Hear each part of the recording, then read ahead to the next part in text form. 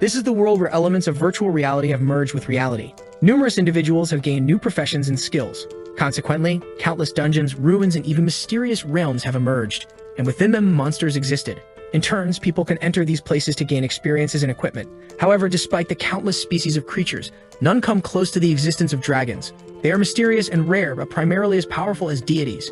In the realm of dragons of the third school, someone knocks on the board, indicating that orientation for the awakening day is about to begin. The teacher warns that this will affect not only their entrance to university, but also all future success.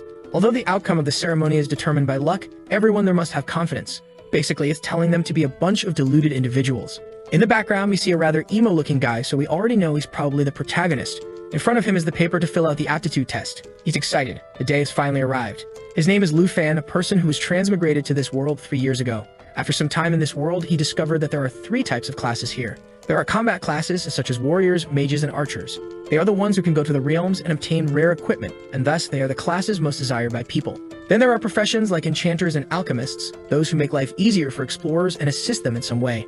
And finally, there are classes like cooks and miners, which comprise the majority of people and can only survive on the minimum wage they receive. His aunt named Han Ki has been supporting him in school, sustaining them both with a bread shop. She takes care of him without worrying about herself, even though she is only 8 years older. To survive in this world and help his aunt, he needs to awaken a combat profession. Suddenly, the teacher receives a call and informs the class that he has received information that the awakening platform is available, and they are going there now, and everyone is excited. But our emo protagonist is a bit hesitant. The teacher, whose hair looks like a headset, comes to ask him why he's so apprehensive. He's one of the best students. He doesn't need to be anxious.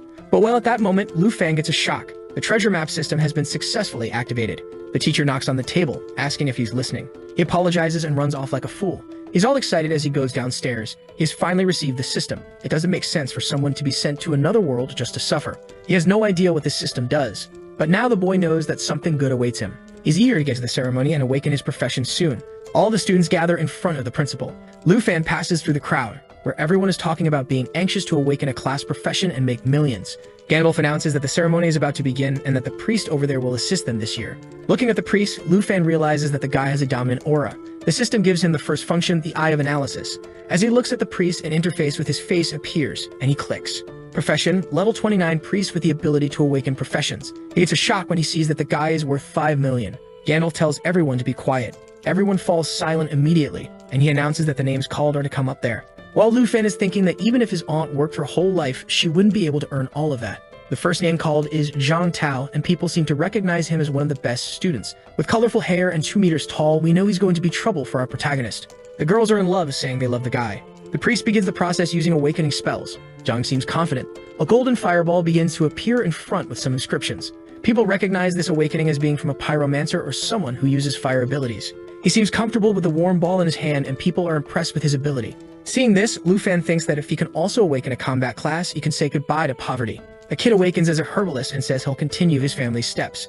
However, a huge buff guy awakens as a tailor and isn't happy. The skinny guy awakens as a miner. I guess fate wants him to become muscular. Seeing this, Lu Fan realizes that only a minority awakens the combat profession. After the awakening ceremony, he returns home. He checks the system and sees that he awakened as a dragon tamer. Opinions were divided on this class since it's very difficult to tame a dragon. It's a strong class, but difficult to take advantage of. It's already extremely rare to encounter a dragon, let alone tame one. Gandalf told Lu Fan that he didn't need to worry. It was a difficult class, but it had infinite potential. Maybe he could find a dragon subspecies like a lizard, but Lu Fan knew the only way for him to be strong with this profession was with a dragon. Otherwise, it made no sense. The subspecies were just ferocious lizards, nothing compared to a true dragon. In the last 800 years of Dragon Kingdom history, some tamers have appeared, but someone who truly tamed a dragon never existed. No matter how strong a human is in front of a dragon, they are nothing but ants. Lu Fan knows that dreaming of taming a true dragon is too distant a dream. The worst part is that without a tamed dragon, he can't evolve or awaken his abilities. He has been working so hard to provide a better life for his aunt, but now with this class, it won't be so easy. He realizes he's in front of his house and hadn't even noticed that the way passed because he's so worried. He hesitates a bit at the door and enters, greeting his aunt, who obviously isn't delighted with the food she makes. She makes warm little bread rolls and throws 2 to our protagonist. She grabs his hand, saying she's sure today was the most fantastic day of his life. Sitting at the table, she asks what profession he awakened. Poor aunt doesn't know that, in fact, there's a failure in front of her. He didn't even get to say anything when she already says it's okay if it's not a combat profession. She was actually worried he would go out to fight every day, but he yells that's not the case. In fact, he managed to become a dragon tamer. The only problem is that he doesn't do anything without a dragon. She smiles and tells him it doesn't matter if he's a dragon tamer without a dragon. It shows how strong he is. She puts his head back on the warm and delicious bread rolls and says that if he goes to school, she'll keep supporting him. And if he doesn't want to, he can stay here in the aunt's shop taking care of her warm little bread rolls, with her. The protagonist feels a bit embarrassed and she tells him not to worry and eat quickly before it gets cold. Sometime later, he collapses on the bed. Remembering her hand full of wounds from cooking so much to support them both, he realizes he won't be able to get them out of this bad life. He hits the bed in anger. Damn it. Why did it have to be such a good and bad profession at the same time? Suddenly, the system appears. Congratulations, you received the treasure of the first day. He gets scared because it shows that the treasure will be a divine level item. He remembers that the system's function was to help find treasure. So he clicks and the system shows. There will be beginner, intermediate, advanced, divine treasures, and by combining 3 maps of the same level, he can receive a map for the rarest treasure possible. Every day you will receive a treasure map corresponding to his profession. The profession he has is the worst of the rare ones, but it can be the best of all as long as he can take advantage of this system. This first map he receives, strangely, is of divine ranking. In other words, maybe this is his chance to change everything. He can't give up now and stay at the bottom of society. He has to go wherever it is. The map shows the location of the treasure on Mount Shibusen, a region from level 10 to 20. He knows it's not far from the city of Yangai. If he catches the last subway, he can get there by tomorrow. So the night passes, and the most dangerous aunt of all stories wakes up as always very healthy.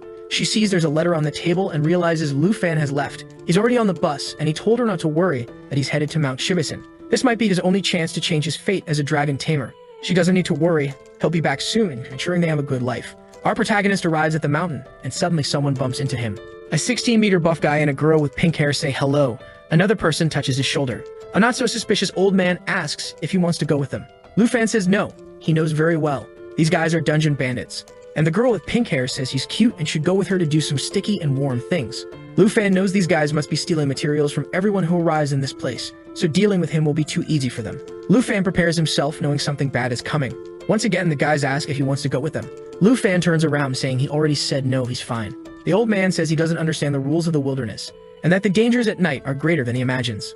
Lu Fan knows that without any power, he can't get into any conflict, so he tells the guys he's a summoner, and if anything happens, he'll summon some creatures and be fine. The guys seem a bit impressed, and the old man says it seems they don't need to worry, so they leave. But the girl whispers in his ear that she's looking forward to meeting this handsome guy again in the dungeon, and blows him a kiss as she leaves.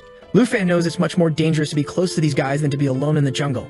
He opens the map thinking he needs to get out of there quickly. The forest seems empty. He walks around looking from bush to bush, and he finds a creature that looks like a horse with a human face and horn. They are passive, but if they get angry, he'll be in trouble. He wanted to avoid this path, but he has no choice. So he walks calmly through everything, praying not to be attacked. He's sweating but confident he's almost there, when suddenly he steps on a toad, making a loud noise. The horned horses stare at him. He starts screaming and tries to run. Now he's screwed. He'll have to escape from this. He manages to jump to the side and the animals pass, and he sees that the toad he stepped on is finished. But this made him realize that he can't even deal with such a simple creature right now. If he misses the map's opportunity, the destiny will be the same as the toad's. He sees on the map that it's showing he's on top of the location, and he gets excited when he realizes he really made it to the place. In front of 2 stone pillars with a red light, he enters to see what it is, and obviously, it's the only thing that can change the fate of a dragon tamer, a black dragon egg. He realizes it's cracking, which means it's about to hatch, but then he hears some sounds nearby, and he prepares a blade thinking things were too easy. A fox attacks him, but he manages to stop it with the blade, but instead of being cut, it bites him. Lu Fan struggles to hold the creature. He takes advantage of it being trapped and throws it to the ground. The fight has just begun, and he's already tired, and the system shows it's a bloodthirsty gray fox. Furthermore, it can recover life by hitting him, and it makes it an immortal creature for him, as he can't cause enough damage at once. With no abilities, he'll have difficulty dealing with this. The fox is attacking him while he's thinking the only way out is for the egg to hatch. Because of this distraction, he gets a cut on his arm. He knows the fox, now that it's stolen his blood, will use an ability. It attacks again, and he uses the blade to defend, almost breaking it. However, now it's coming at him with the other claw, and he has nothing to do. To dodge, he throws himself backward and finds an opening. With the bent blade, he manages to stab it into the ground, receiving 120 experience for killing the fox. The boy is exhausted but has really dealt with it. Suddenly, he hears a voice saying it's impressive that he killed that. It's the group from before, and the old man says he's an amazing kid. Lu Fan asks why they're following him since he said he didn't want to join the group. The girl and the old man say they know very well he lied to them and he's not the summoner. Lu Fan hesitates and kicks the fox, saying if they want it, they can have it. The fox falls at the old man's feet, who smiles, picks it up by the tail, and says it's only worth 80 coins. What they want isn't that, they're staring at the dragon egg. Lu Fan is startled, and now he's screwed. It's his only chance to change his life. Before he can move, the giant and the girl are already face to face with him. He takes a punch and ends up dropping the blade, being dragged across the ground. Suddenly, the girl has the blade at his neck, telling him not to move. He's on the ground suffering from the 3 weapons she's pointing at him.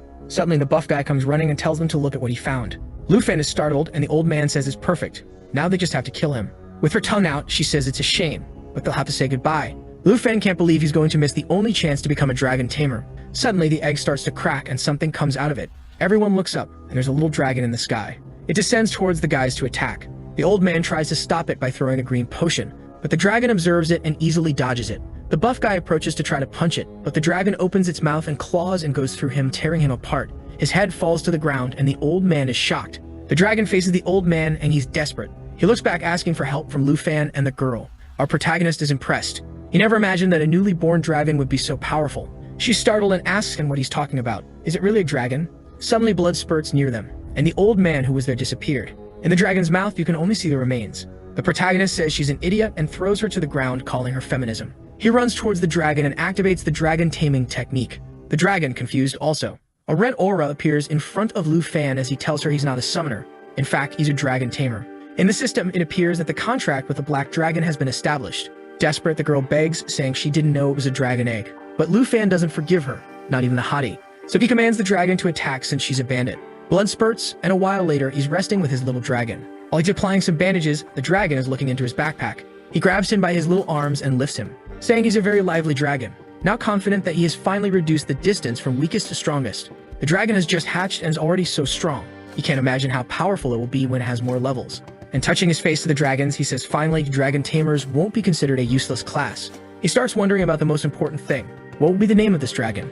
Will it be Little Charcoal Ball? Black Diamond? He decides to give it a name when suddenly the dragon starts shaking in his arms.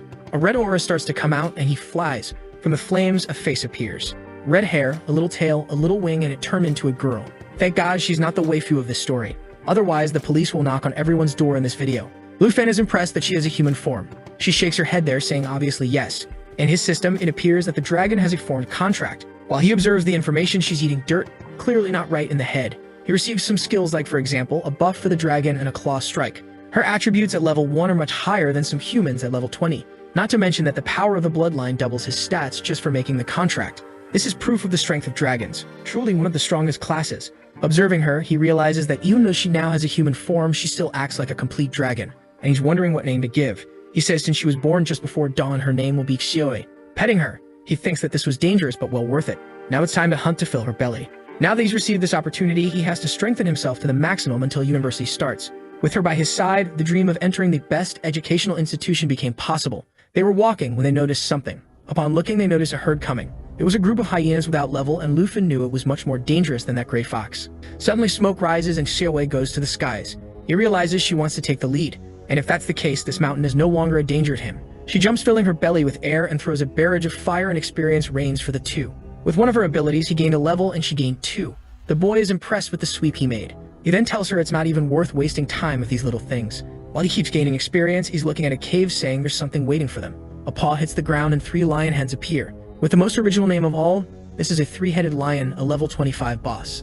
Lufan knows that normally a giant group would be needed to hunt this, but now that he's with Xiaowei, there's no need to fear. The lion suddenly roars, increasing his power. It starts to cast a fireball spell that takes some time to activate. Lufan warns Xiaowei they need to interrupt this skill. She activates a power of flames around her while Lufan is advancing. Seeing all this madness coming, the lion is even afraid.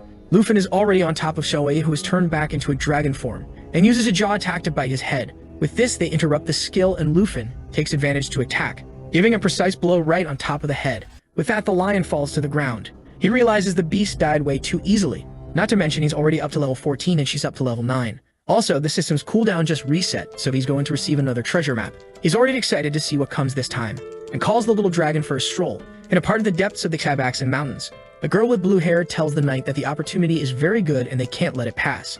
The knight named Sunji responds that to enter the realm of fortune they need at least 5 people. The girl named Kai, who has the profession of Heart's Bandit, says that even with her agility this journey will take a day. However, the girl carrying a staff explains that these realms appear once every 24 hours and are extremely rare. She is Kinshu and her profession is a mystery. Sunji tells her not to worry, with so much skill she will get into a good college and receive many resources. But suddenly he hears something and the 3 turn around. It's Lufan saying they don't need to be scared, he's just passing by. Sunji sees in his clothes and says that an adventurer of that level shouldn't be there, it's dangerous. But Kin Q touches the knight's hand, talks to Lufan, introducing herself and making an offer. She invites him to join the group to enter the fruitful realm without even needing to do anything and still receive 100,000 coins at the end. Lufin seems to recognize this name of the fruitful realm and asks if she really will give 100,000 coins. She says yes, and that he doesn't need to worry. The only thing they want is a few more people to close the group. They were already 4 people, meaning that Knight who wasn't introduced is garbage and will die, and Sunji tells him to come quickly. But Lufin says he's not interested in money, but in participating as a member. The 3 turn somewhat startled. The Hearts Bandit asks if he really wants to compete based on performance, meaning whoever does more gets more items, and Lufin agrees. Kim Chu knows they are level 20 and this boy seems very weak. What's he going to do? He'll end up with nothing. But since they need him, she accepts and says it'll be very good to cooperate. With that, they shake hands and the deal is sealed. She warns that it's time to enter, while Lufin is letting Shoei rest to only use her when really necessary. With that, they enter the realm through the portal. This is the realm of intermediate level lamentation and hard difficulty. Upon entering, Kin Q says that place is very silent, the only thing heard is their voices. Sunji asks Lufin why he doesn't have any weapons. He stretches out his hands and flames appear. From the inventory, he takes out a dragon blade he received from the second map. Seeing the blade, Sunji says it's amazing. He thought he was trash. But is he a transfer student by any chance? Suddenly, the ground explodes with a hand coming out and decaying level 15 zombies appear. Shojia, the fighter who will definitely die, rushes forward with the advance ability. Sunji says he did a great job and starts cutting down zombies too. Seeing the group's formation, Lufin thinks they're really well organized. Suddenly, Kin Q raises her staff to the sky invoking lightning, and uses a Starlight Rain ability. This ability not only strengthens allies but also damages undead creatures. She then tells Lufin she has a secret class, the Light Mage. She not only can heal but also cause damage. Suddenly the ground trembles and Lufin knows some kind of elite boss is going to appear.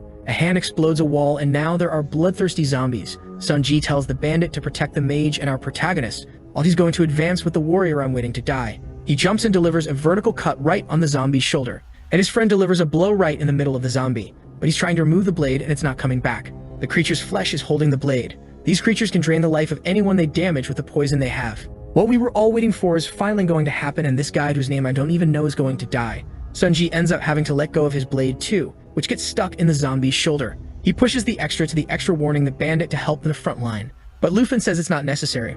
Already with the blade in hand and red eye, he says he'll handle it. The zombie is coming towards Lufin and Sunji is going to try to save him, but he takes a look and drives the dragon blade right into the zombie's chest. They are startled and Lufin is cutting everyone. No one there believes it and Kin is blushing. The poor knight doesn't even know what to say. Lufin hands back the sword saying they can now move forward. Sunji wants to know his level. It's impossible for someone who just awakened to be so strong. The protagonist says he's a level 14 student who came here to take the big exam. There's no reason for him to lie. Healing the guy, Kin Q says then they are the same age, while thinking that the level 14 boy is stronger than the level 28 knight. But suddenly a bloody zombie appears next to her. The bandit goes in to steal a heart and shoot an arrow, but suddenly Lufin passes by her side and stabs the zombie in the chest. He pulls out the blade and the creature is all destroyed on the wall, warning that now the creatures will only get stronger and stronger. He's going to walk in the front line, and does anyone have a problem with that? Everyone is silent and doesn't even know what to respond. Kim Q smiles saying it's fine. She counts on him and the knight in the front line while she helps the others. Our boy says she can call him Lufin. And now let's go deeper. The group is trailing behind him, and it seems they've heard about a certain dragon Tamer who recently appeared. However, Kim Q is confused because the dragon Tamer class was supposed to be the weakest. Another bloody zombie falls to the ground. They have arrived at the central village. Lufin knows that Kim Q's healing magic can't remove the poison that's been applied to the guy. Suddenly Kair, the bandit in this case, says she feels something strange. Underneath them is a pile of debris and some zombies are coming from behind. The poison guy tries to warn that there's something coming from behind. He falls to the ground and Kim Q rushes to help, but there's a red light on his back. They hear a sound and turn to see a zombie with steel skin. Kair recognizes that as the mystical guardian. Seeing that there are some bodies stuck to the creature, Lufin warns that they need to kill it quickly before it absorbs their friend. Samya advances with a moonlight cut. However, his blade can't even scratch it. Lufin is worried since the poison on the guy is attracting a bunch of creatures. He goes up and tries to stab the monster in the face. It seems to have affected it a bit, but it'll still need a few more attacks, as the creature has 40% more defense. One of the abilities he received with the dragon blade is dragon armorization. The steel zombie uses a charge ability to go towards Kim Q. Lufin asks her to use blessing powers along with him. Activating the dragonization ability, his hand starts to transform, and Kim Q raises the staff using the light ability. The strength of this hand depends on the strength of the dragon he has a bond with. With this, he strikes right in the middle of the zombie, while Kim Q provides support. Half of the creature explodes and the people realize it's starting to disintegrate. Samya says that apparently this creature depends on continuous absorption to grow so big, while thinking that this Lufin is definitely a pro. Inside the zombie, a head with a giant eye can be seen.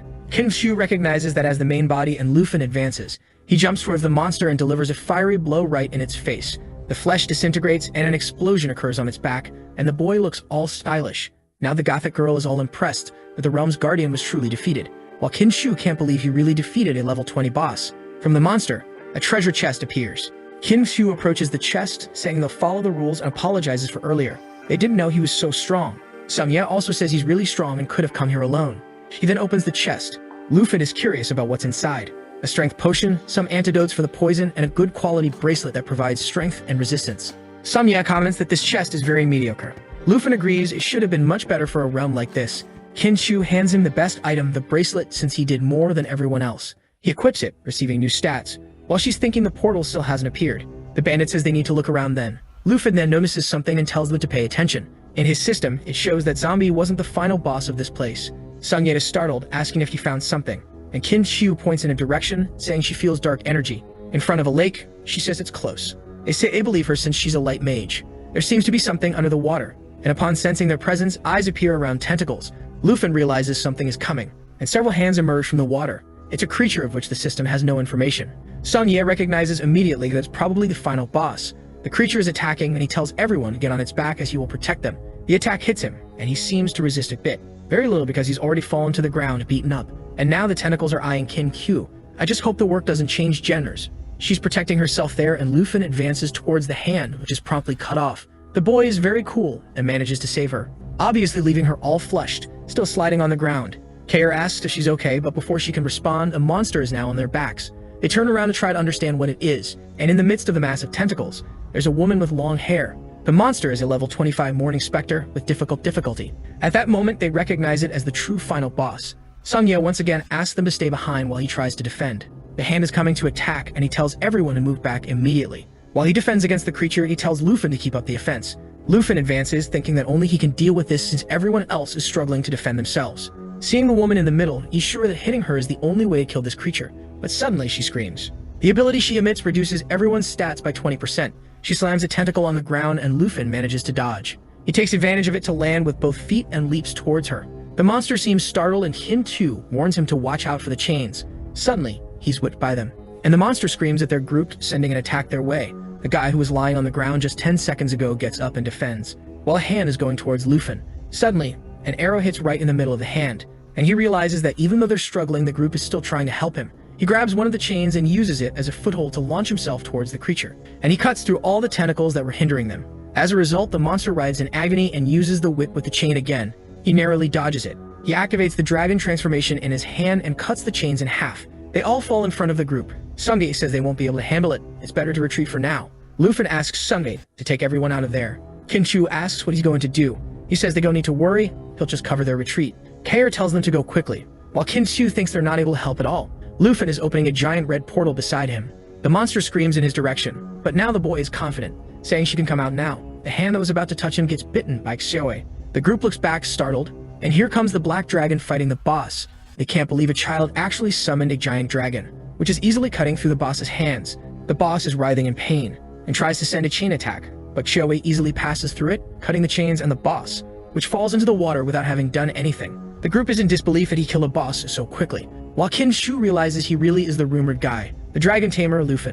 300 years ago, someone says she was born there and was raised under the church's protection to avoid any kind of danger, until the plague destroyed everything. Bodies piled up in the lakes with not enough graves. She desperately wanted to save everyone, so she prayed every day. But in the end, she became a hot goth, a cruel witch of darkness. She couldn't save the people, so she summoned the spirits of the dead so people could say goodbye. But the church that had sheltered her for so long accused her of causing the plague. They chained her up and dragged her through the streets. Thrown into the lake, all she wanted was to save everyone, or at least allow them to say goodbye. She did nothing wrong, and that was the story of the Morning Spectre. While the group wonders how Luffy can summon a dragon, he's asking when they're going to leave that realm.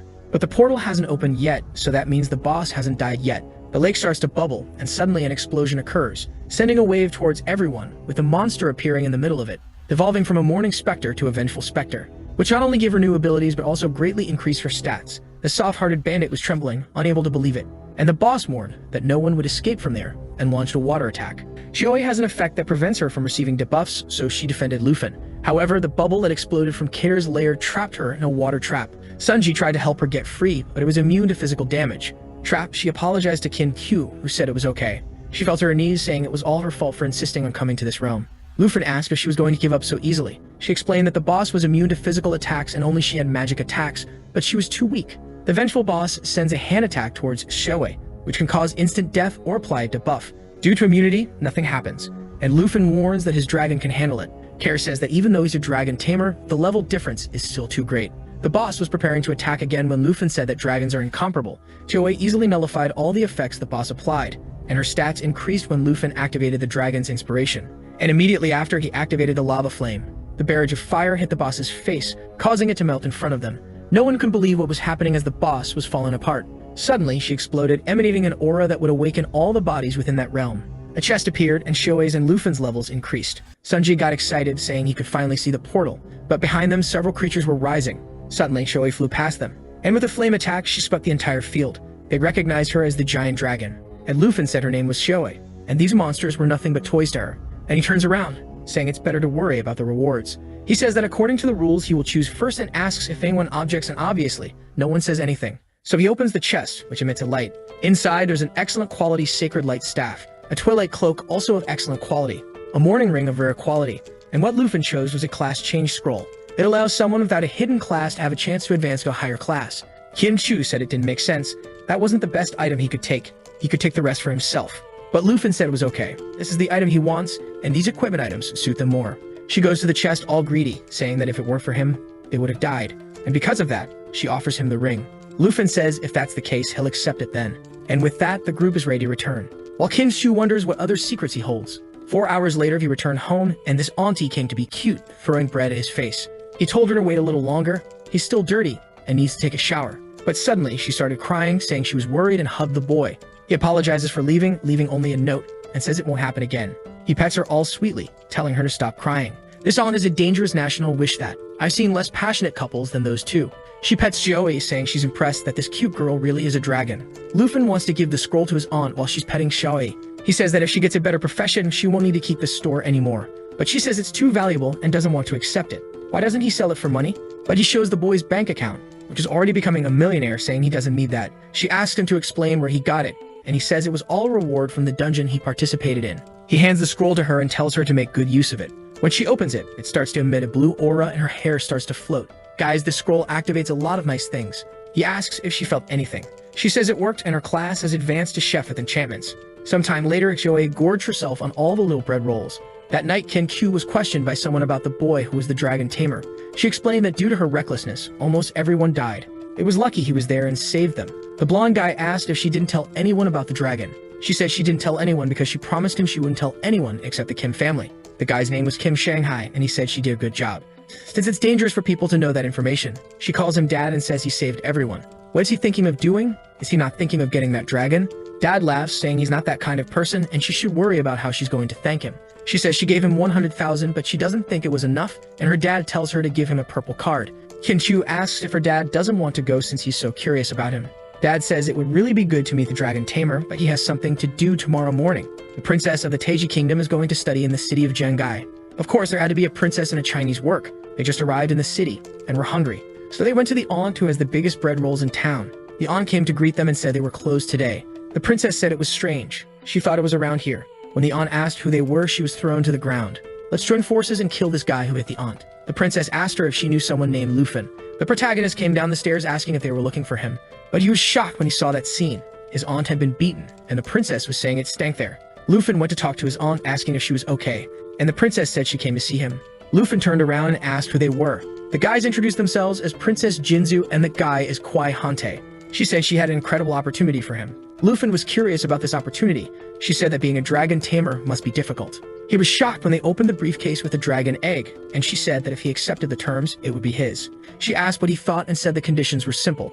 He would only have to be her absolute slave and never disobey any order. Thank God we don't have to worry about the FBI because he'll probably beat her. Confidently, she says that this is the reward she received and it's the only dragon egg in the world. She asks why he isn't responding. He must be impressed with this incredible dragon egg. However, our protagonist is a bit disappointed. Compared to Xiaoi's egg, this one is very weak. With a look of dissatisfaction, he says that indeed the attributes seem interesting. The princess thinks he's an idiot who doesn't know how important a dragon egg is to a dragon tamer, while Lufin tells his aunt not to worry as he'll handle him. Jinzu says that without the dragon egg, he'll be useless. He should be excited about this news. Lufin says it's really amazing, but he refuses, disappointing the girl. Jinzu says he's refusing the chance to become her slave and still make history as a dragon tamer. Funny that she spoke as if the first part were a great opportunity. Lufin says that if that's all she's there for, she can leave because he's not interested in being anyone's servant. Kwai Hante gets angry, saying he's being disrespectful to the princess who came there. Lufin laughs, saying that being someone's slave is ridiculous. Suddenly, Jinzu points and says it's up to her knight to teach the kid a lesson. The aunt steps in front, telling them not to get angry and stop it. But the knight slaps her on the cheek. Good heavens, we're going to kill this guy. She falls to the ground with flushed cheeks, and Lufin goes to help her. Queen Hante says he deserves it for offending the princess and moves to punch the protagonist in the back of the neck. However, he suddenly summons the dragon blade and warns that if he hurts his family, he'll die there. The aunt tells Lufin to stop being reckless, and Jinzu tells the guy to attack him again and stop hesitating. Lufin calls for the princess and slaps her back. Man, equal rights now. Let's spread them around. Queen Hante tries to attack him from behind at this moment, but Lufin manages to defend and throws his blade on the ground. Suddenly, the guy gave up the fight and went to help the princess, who was lying there. And he took another slap. The only one who hasn't been beaten up so far is the protagonist. Jinzu yells at him, saying he's trash. Does she seem fine? He should kill the dragon tamer now. Xiaowei is sleeping peacefully in bed while his phone is ringing. Qin is calling, walking through the city, and guys, I didn't know she was so strong. A really promising mage. Suddenly, an explosion happens beside her. It's Hante being thrown and bleeding. Jinzu told everyone to get out of the way and stop staring. Hante apologized, saying the kid had too many attributes and he won't be able to handle it. She says it's okay then, this princess will help him. And she begins to cast a black magic spell. Lufin recognizes that magic as the opposite of Qin's. All beautiful and curvy, she's approaching. The dark power surrounds Hante's body. Both of them are surprised, and he turns into a level 30 horseman. Jinzu has the power of a spirit witch. Lufin realizes the guy has become a monster. Qin steps in front of him, saying she'll help. Hante jumps to crush them both, and the protagonist asks Qin to take care of his aunt. He narrowly avoids the attack. Lufin knows he'll have to use his dragon abilities to deal with this now. Jinzu tells the knight to kill the kid, and that'll ease her anger. Hante is confident, but Xiaowei is coming to help. Already beginning a dragon transformation, startling Jinzu, and in the middle of the city she turns into a black dragon. Lufin warns it's his turn now. Jinzu starts casting a spell to stop the dragon. However, Xiaowei roars and her ability is interrupted. Under her paw, Hante is already crushed. She tosses him aside, and Jinzu can't believe it. On the ground, he apologizes, saying it's impossible to win this. Lufin approaches and asks her if she was the one going to kill him. Desperate, she says he did something very wrong. She killed his knight, and he has no idea what will happen. He'll become the enemy of the Taiki kingdom. Lufin asks if she's really trying to scare him, especially since she came here to hurt his family. Xiaowei starts to conjure a fireball, and he says he doesn't care if she's a princess. Even if she were a goddess, she would have to pay with interest. That's what happens to those who hit the aunt of the warm bread. However, from the sky, someone on a griffin shouts for him to stop. It's Qin's father, and she tells him to be careful. Xiaowei looks in his direction with a fireball. Lufin tells her to stop and cuts Jinzu's staff, while the griffin is passing by Xiaowei, who's just giving a glance. The guy descends from the griffin and tells Lufin to hide the dragon since many people are watching. From the back, Qin tells him to obey her father already. So Lufin orders Xiaowei to untransform, turning back into a little dragon. While Qin is calling the protagonist, her father goes to talk to the princess. Talking to his aunt, they hope her father can handle the situation. But Lufin already knows things won't be so easy. Shanhai says it's the first time he's seen the protagonist and he's already causing trouble. Our protagonist apologizes, saying it wasn't his intention. The aunt asks Shanhai if he managed to resolve the situation. Shanhai explains it will be complicated since her family not only has numerous businesses, but also holds a high position in this kingdom. Lufin says he doesn't care how powerful she is. He won't compromise his dignity because of a dragon egg. Shanhai says he's a good boy with integrity. He doesn't need to worry because they have a way to protect him. However, he can't do it alone, so he has a condition.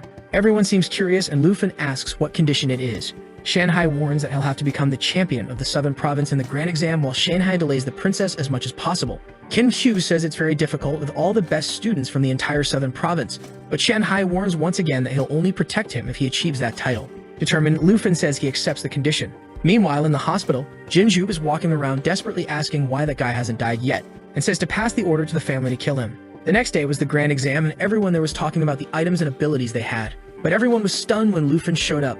But nobody there knew he already had a dragon, so they found it ridiculous that he had the courage to come there just to try to get into a university. Lufin thought he was too lazy to deal with all this nonsense. Gandalf appeared and told everyone to be quiet, and warned that the exam for the Southern Province was about to begin.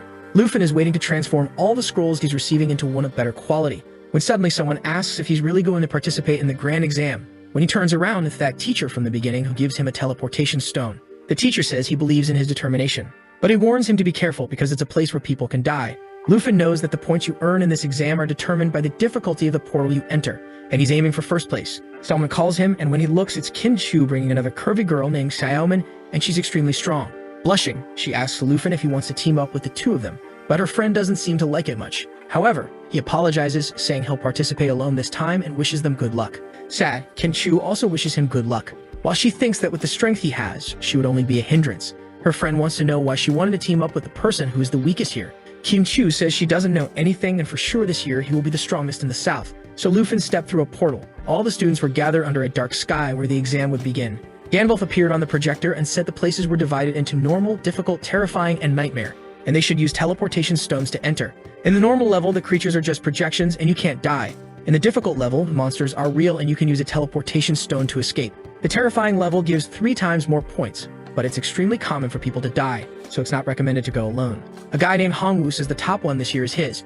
Xiaoman recognizes him as one of the best in this province, and indeed he has a chance to be in the top one. The other students feel discouraged having to compete against him. In the observation room, people seem to believe that Hongwu is indeed the most formidable student of the year. The bald guy says he's also keeping an eye on Miss Kim Hugh. She seems promising. Gandalf had high expectations for Lufin. It's a pity he awakened such a bad class. Kim Hugh's father says he has a very promising person in mind. The dragon Tamer Lufin. Gandalf is incredulous upon hearing this name, and the guy beside him says the boy hasn't even entered yet. He'll probably give up this year. Besides, Hongwu already has 3,000 points and is in the top one of the ranking. Gandalf says apparently he's not giving up but waiting for the highest level portal. The sky turns red and they can't believe he's planning to enter the nightmare difficulty alone. Lufin is smiling when the guys reveal that no one has ever entered the nightmare and come out unscathed, but he's teleported to the skies. Gandalf is trembling, saying the last person who entered the nightmare was 8 years ago, and he had a miserable death. The bald guy says it's ridiculous. Apparently they didn't educate the boy properly, and you should know what happens to those who enter the nightmare. Confident, Shanghai says it's too early to draw conclusions, and they should just watch what happens. Gandalf is curious and asks Shanghai if he has so much confidence in the boy, while thinking it's impossible that he really achieved that. Lufin appears on the first floor of the nightmare difficulty. The fog is dense and he can't see anything, but he feels there are at least 10 creatures. Some humanoid black wolves at level 10 appear and attack him. Lufin seems confident, saying that everything is just beginning now. A slash of his blade cuts through all the creatures, and with that, he completes the first floor, earning 990 points. The old bald guy is incredulous that he really won with just one attack. Gandalf asks if he really found a legendary dragon. Lufin still has to climb quite a bit in the ranking. Suddenly, a guy with a red briefcase enters the room. The old ones can't take their eyes off Lufin's performance. The guy in the suit shouts to everyone and introduces himself as someone who came to investigate from the city of Langu. He wants to know where the dragon tamer known as Lufin is. His name is Qiangxiang and he's a level 57 swordsman. In the tower, several vines are cut and Lufin is progressing smoothly. One of the maps he had made was with the treasure there, and he finally located it. In the midst of all the plants, he manages to locate a book of accelerated growth skills. When used, his pet gains double experience. Lufin realizes that this will obviously be perfect for Xiaowei. After all, he had noticed that she had difficulty leveling up, so this will help a lot. Qiangxiang is looking at the screen, saying that Lufin is in their school. They'd better interrupt this test now and call him here. Gandalf says the test is something very important for all students, and as the director there, he can deal with whatever problem the boy has. Qiangxiang then asks if he will deal with the punishment he deserves. The old man is curious, and Qianhai asks him what he means by the punishment the dragon boy did. Qiangxiang tears off his arm, telling him not to come closer. However, he should know that if he tries to keep protecting this boy, the whole Jin family will go against him. He pushes him, telling him to get out of there and tells the director to bring the boy now. Qianhai lights a cigarette and says that after Lufin's secrets are exposed, neither the Jin family nor the superiors will care. Qiangxiang asks what secret he's talking about and says he's going too far. But Qianhai grabs his arm and warns him that if he wants to go that far, he accepts this punishment, while revealing a deep dependence on cigarettes since he doesn't even drop the thing in the middle of the mess. Qiangxiang warns that he'll report his actions to the Longdu superiors. Gandalf asks him to calm down, and Qiangxiang wants to know why so many people are defending this kid. Qianhai says they just need to watch, and soon they'll find out why the Jin family will become insignificant. Qiangxiang is startled when he realizes that the boy chose the nightmare difficulty. In the challenge, Lufin says he wanted to see how far he could get without Xiaowei's help, because with her passive, he has twice the stats of someone at level 15. But maybe it's a good idea to bring her along because then she also gains experience. The old ones are discussing because he defeated the creatures with one attack, when suddenly they hear a roar and Lufin summons Xiaowei. They can't believe it, and she already prepares to attack with her claw. Qianhai says he's seen it once, but seeing it again is still terrifying. She strikes the wall, shattering everything. Qianhai says now everyone has seen the secret. He's the first dragon tamer in history to have a dragon. Gandalf is sweating, incredulous that he really managed to tame one. On the second floor, everything was burned, and he passed easily by cutting through. The guys say it's unbelievable. If this kid gets stronger alone, he'll be able to challenge an entire country. He's already on the 13th floor with 58,000 points. Easily, the duo is defeating everything and manages to complete another floor. Gandalf says it's not just the power of the dragon, the boy also seems to have incredible strength. He has at least over 100 points in each attribute. Hianhai asks Xiang if he really wants to challenge the boy, who responds, saying that now it's explained where he got so much confidence. And then he says to just send a video of Lufan's performance to that professor. Marcus Tu Jing. Lufan is already on the 20th floor of the nightmare. Some black knights seem to follow a busty monster as always, a level 15 creature called Black Sacrifice. Lufan grabs Shui's chin and says she's about to level up, and activates the lava flame. The explosion is sent and the creatures are evaporated, with the 20th floor being completed. She goes up to level 11 and Lufan to level 16. With that, he already has 98,000 points. 1 hour later, during the fear challenge on the 50th floor, a muscular guy was exhausted, thinking that this year's challenge was really perverse. However, he was sure that the only person who had a chance to beat him was that girl Kinkyu. Since she was in a team and would earn only half the points, he was confident that this year he would be the top one. He was already shouting to the heavens, asking if everyone outside was watching his incredible performance. Obviously, they weren't, my friend. They were watching our protagonist. They commented that he was also reaching level 50, and there they believed he wouldn't be able to go much faster. However, our boy was confident because Xiao Yi had received a shape-shifting ability. She got a baby dragon form, a girl form, a giant flaming dragon form, and an end-of-the-world form. Suddenly, they both felt the ground tremble as stone ogres emerged from it. They were 3 giant level 20 amethysts, and the elders were sure he wouldn't get past them. While the other elders wondered why they didn't have a guy as good as Lufan in their school, the golem roared and went to punch Lufan. However, he was smiling, thinking that things had gotten a bit tougher in the middle of the tower. Xiao Yi punched, stopping the golem's punch. He immediately ordered her to change to the end-of-the-world form. A red beam of light shot up, and the elders wondered what he was up to this time. Xiao Yi had risen towards the sky, and the transformation was happening.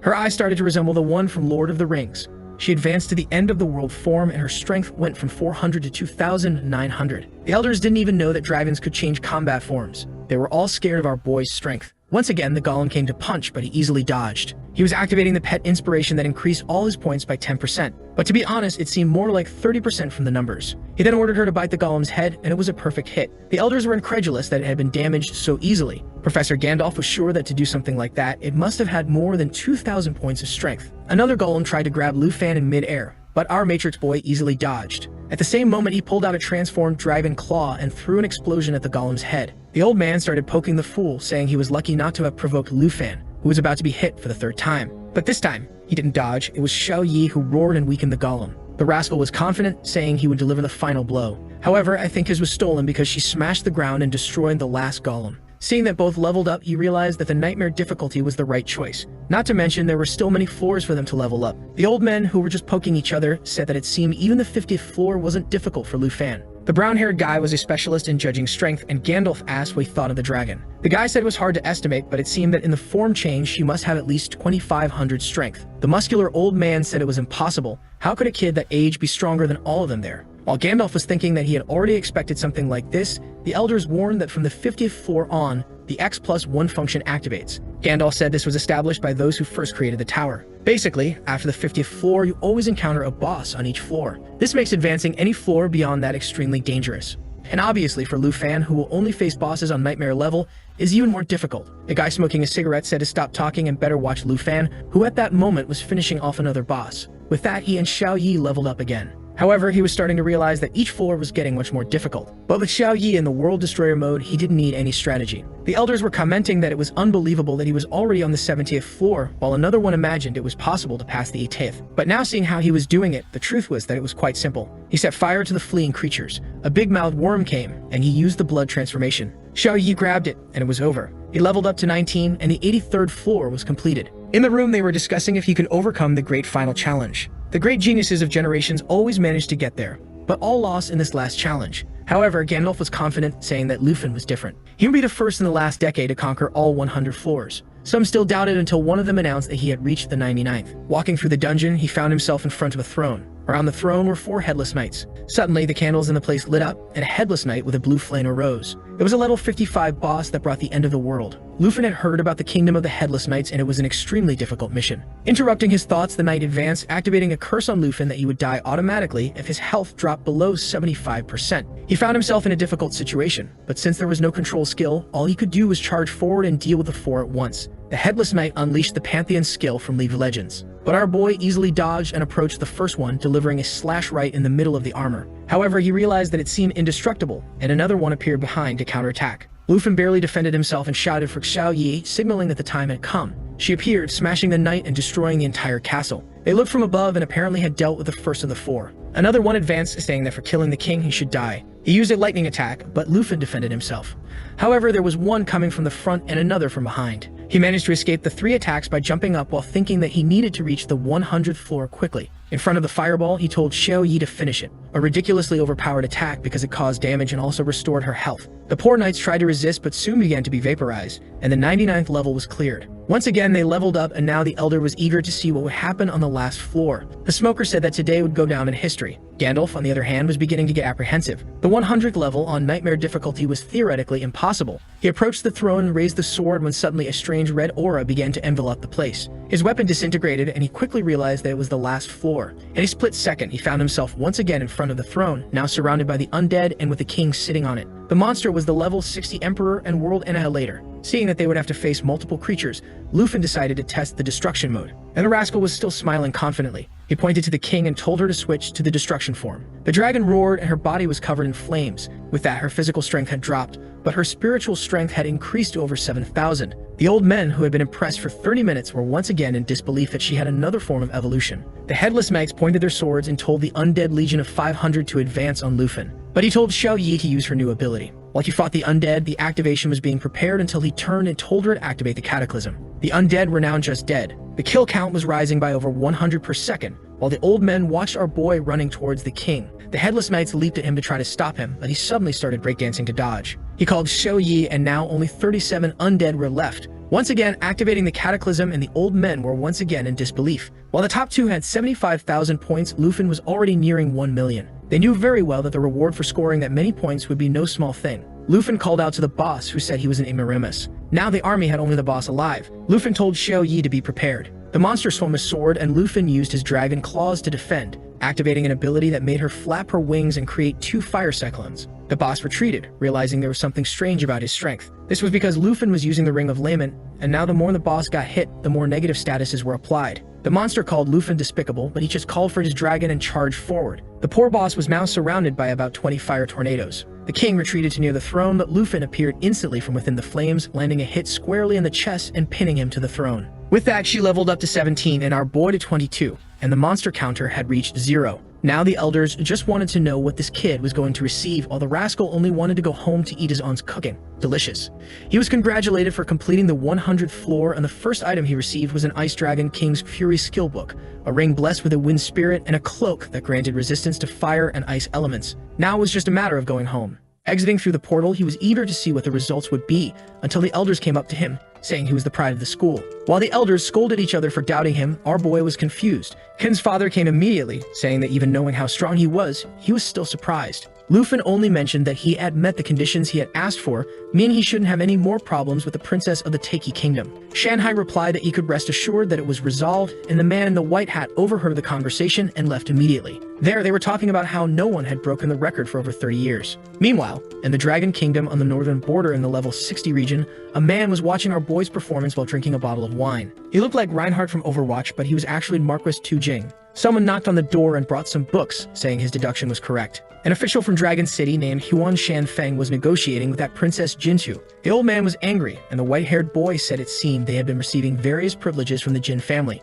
Reinhardt said that now it was clear why they wanted to imprison Lufin. He got up angrily, saying they would have to deal with this Huan Shanfeng. He gave the order immediately to strip Shanfeng of all his rights and positions, and he was never to set foot in Dragon City again. Obviously, if he had any issues with it, he could just come and talk to him. With that, he turned and also said to keep an eye on this boy Lufin and ensure he received good resources. Looking out the window, he thought that once his mission there was over, it would be great to meet the future legend. But staring at a red globe of light, he wondered if this would ever end. Meanwhile, in her room, Princess Jinzhu had just discovered that Huan Shanfeng had lost all his positions. However, the person on the phone informed her that they had found another dragon Tamer in the city of Qinzhou. She got excited, saying she hoped it was someone who understood the situation she was in. Hong Wu, the muscular guy, was now finishing his test with 89,000 points. The poor guy was exhausted, thinking he barely made it out alive. However, he was confident, having passed 72 levels, so he was sure he was top one. He saw the elders with their backs turned and wondered what was going on there, already imagining that as soon as they saw him, they would all be praising him emotionally. Full of confidence, he called for the director, who asked if he had finished. He said yes, scored 89,000, and was sure he was top one. The director just put his hand on his shoulder and said it was okay, he would still get into one of the top 10. Hong Wu was confused about why the director was speaking with such a pitying tone. At that moment, he concluded that this was a lesson to stay humble and not let being top one go to his head. 7 days later, it was the date for the announcement of the exam results. Everyone wanted to talk to our boy and his aunt. Shanghai appeared, and she replied that it was better to talk inside. The official announcement showed that Lufin was in first place, but the number of points was confidential. Shanghai then announced that the government had also sent some special rewards: a book of the Blue Dragon's Roar that granted a thunder ability, a bottle of lightning potion that increased damage by 20%, green wind armor that reduced damage received by 30%, and boots with arrow wings that provided a teleport ability with a 30-second cooldown. Lufin was happy. Having an ability exclusive to mages just in the boots was already incredible. Ken Chu entered the house saying that the 10 directors of each of the top universities were calling them for an interview. Lufin was impressed since the announcement had just been made. Shanghai told him to get used to this treatment, but then whispered that his results were being kept confidential to avoid attacks from other nations, as was the case with the princess. Lufin thanked him and said he wanted to meet the person who did this for him in person. The man replied that there was no need to rush because he would soon meet them. Kyun Shu then handed him a card saying it was a gift of thanks. Seeing it was a purple card, he knew it was worth 10 million coins, though they had agreed on only 100,000. Shanghai asked him to accept it as a thank you for saving Kin Ku's team. She then shouted for them to go to the village. Lufin was confused, but she pulled him, saying he had to meet all the representatives. Meanwhile, in a nearby forest, Jinzu was asking Hong Tai what level the guy was at. He replied that he was at level 19 and the dragon at level 14. Smiling, she said that Tamers were really different. The dragon she once wanted to give to Lufin was now in the hands of another guy. The white-haired guy was named Chen Tianzi, and the boss in front of him advanced. He jumped and sent his dragon to advance. A tail strike made the creature fall, and he went to lance its chest. With that, the dragon leveled up to 15 and he to level 20. The princess praised his talent, and he responded, saying he hoped not to disappoint her. She informed Hong Tai that the dragon's lance would be given to the guide, who said it was fine. Chanzi thanked the princess, saying that with the dragon, the lance, and her buffs, he would defeat the guy who ranked top one. Chanzing had scored 210,000 points, and she estimated that Lufin had around 300,000. So with all these new items, he would surely win. Remembering the humiliation she endured, she ordered Chanzi to kill the protagonist and steal a black dragon. She pointed at him, saying he would become the strongest tamer in history. Chanzi replied for her not to worry, it would be an honor to serve as her knight forever. Our boy was now arriving at Kin Ku's house to be welcomed by the people. She asked which academy he would attend, explaining awkwardly that she didn't want to be too far away. Her father had told her to go to the same one he did. Lufin said he trusted in teamwork, so it would be good if they stayed together, and whenever he went hunting, she would be a priority. However, he mentioned he hadn't chosen an academy yet, but would let her know as soon as he decided. Embarrassed, she shouted that she would try to enter the same one as him, and he smiled back, saying that was a good plan. As he entered the room, he was stared at by a priest and 3 healthy-looking girls. He introduced himself, greeting everyone, and the priest came over, saying he had watched the video and was impressed. Facing the people, the priest said he would receive 10 million dragon coins and access to any kingdom. The gray-haired girl said it was shameful for him to come all the way there with such a horrible offer, saying that with her, he would receive 20 million and access to a secret kingdom that the public couldn't enter called the Snow Kingdom. Everyone started arguing, each one touting their offer. Then an alternative-looking girl told our boy that if he entered her academy, he would have the right to compete in the national exam. The other said it made no sense, as he was just entering college, so how could he compete at the national level? But that piqued his curiosity. She explained that the national exam involved 23 countries worldwide, each allowed to send 1 representative under the age of 25 to compete. Of course, the rewards were extremely rare treasures. The priest and the gray-haired girl kept saying it was too much for someone just entering college, but our friend with the piercing insisted that from what she saw in the exam, he had the potential for it. Lufin knew that this wasn't just a competition with great prizes, but also a chance to elevate himself to the rank of the strongest. At that moment, the system updated, indicating that he had received a treasure map. He was thoughtful because the first one had led him to the Black Dragon Egg. The map showed it was at the Dragon Capital Academy in a safe region. Gohan was about to increase her offer, but Lufin immediately said he had decided. He would go to the Dragon Capital Academy. 4 days later, he was closing his aunt's shop. She said she never imagined she would leave there and was a bit reluctant about not having to work anymore. But our boy told her he would take care of her. He was assembling the perfect team, and 2 girls in the car were already calling him Two. Of course, all of them applied to the same academy as him. Kin Chu said she hadn't applied there, but her friend revealed the secret. Lufin cared so much for his aunt that he even contacted Gohan to get her into the academy. It's the first time I've seen someone bring their aunt to the academy, considering how delicious her food is. I'd say he's smart. He'll always have good things to eat. Look how she thanks him, clinging to the boy and crying with joy. Everyone gets in the car, and before getting on the plane, our boy thinks about how he promised to give his aunt a better life. And he will. This is just the beginning. Sometime later, they are impressed by the Dragon Capital City until someone calls for the princess, and Lufin turns to see who it is, coming face to face with Jinju and her 2 lackeys. Hong Tai looks confused, and Lufin wants to know what they are doing there. Qianzi immediately wants to charge at our boy. Even the princess tells him to calm down because it's not time yet. The girls are all worried, wondering what the princess is doing there. At that moment, Gohan appears, saying both groups arrive together and tells them to come on. She says it's a coincidence that the two dragon tamers are the first and second in the ranking. Luffy is shocked, not expecting someone with the same profession as him. Shanzi says he's been hearing a lot about him. Luffy turns to Gohan and says they can go see the school now. The princess responds that they prefer to explore the place alone. She then shows that the first-year students area has more than 30 villages, with the best ones obviously reserved for the highest-ranking ones. Luffy's village will be there, while Tianzi's will be at number 18. Our boy quickly realizes that Tianzi probably accepted the terms the princess offered him and thinks it's shameful for someone in the same profession to stoop so low. The girls then say they didn't make the top 30 and ask if they'll have to look at the dorms. Gohan replies that they will, but the aunt gives a soft squeeze and asks if they can't live with Luffy. Gohan says there's no rule against it as long as the person who owns the residence doesn't mind. The aunt asks if he isn't tired of eating her warm meals. Our boy responds that he isn't tired. He enjoys eating everything his aunt makes. She pulls the other two and says they'll be a perfect team and all live together. Seeing he has no choice, he invites them, saying it would be better for them to be close anyway. Kin Chu, from a forbidden angle, says it's okay, and her friend says that the houses will indeed be much better than the dorms. While the aunt talks to Kin Q, her friend comes up to our boy and says they'll only be living together. But don't get any ideas, she said as they stood in front of house number 2. The sister notified him that the treasure map was nearby. He turned to Gohan and asked who lived there. She says she only handled people from the southern region, so she didn't know very well. The only information was that it was a very dangerous goth girl. Man, Luffy is unstoppable. He immediately sent his aunt and friends to his house because he wanted to meet the neighbor. His aunt smiled and told him to take a gift to the new neighbor, but he replied that he was just going to meet her. His aunt thought Luffy had changed a lot. As soon as he heard it was a girl, he ran to meet her.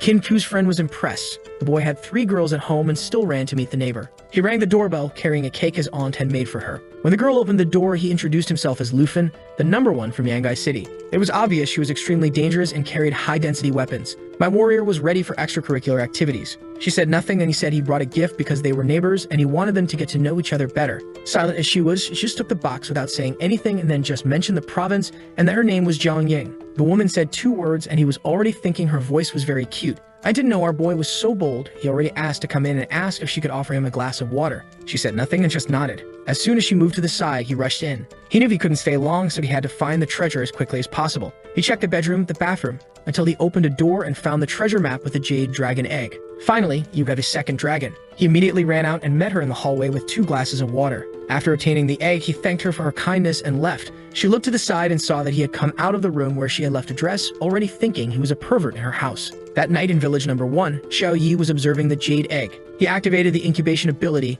and the egg began to crack. They both were anxious, and a small jade dragon with 2 little horns emerged from it. It seemed to be a support-type dragon, as it had various abilities to heal and apply buffs. Luffy seemed intrigued by the fact that it was a support dragon. The most impressive part was that it had a jade dragon lineage ability that doubled the abilities and extra points someone received for having a connection or being a dragon, in addition to 5,000% life recovery.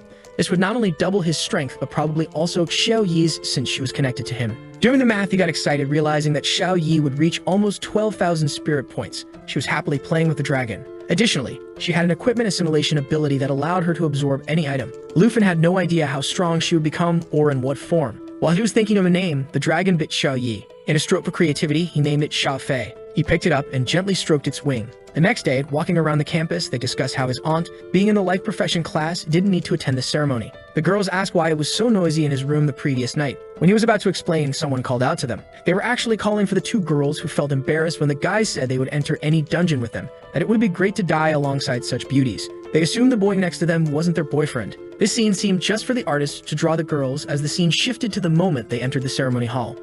Xiaomin and Kin Q's friend had to sit in the back because they didn't have special professions. Meanwhile, the muscular guy who came in second was staring at Luffy. He remembered him as the martial artist from the entrance exam, seething, while our boy smiled. He remembered very well the shame he had felt because of the damn protagonist. While Xiaomin invited Kin Chu for being able to sit next to Luffy, it revealed her feelings towards him. Something caught our boy's attention. It was the incredibly powerful goth girl in the chair staring right at him. Kin Chu asked who she was, and he said she was the neighbor from number 2. She was impressed, noting that the girl was both very strong and very beautiful. The guys in the back were getting increasingly angry with Luffy, the bastard surrounded by beauties. Then the director ordered everyone to shut up. His name was Zhao Sheming, and he was also the Combat Academy's professor. He said he didn't like idle chatter, so he just informed them they would receive some cards. These would function as credentials and shopping cards within the academy. Points, which were basically the currency there, would be stored on these cards. Points could be used to access secret realms, buy weapons, and even potions. The initial amount present on the card represented their ranking position. One of them complained that in easier provinces, weaker people topped the rankings, but the director assured them that everything had been taken into account for the calculation of the amounts.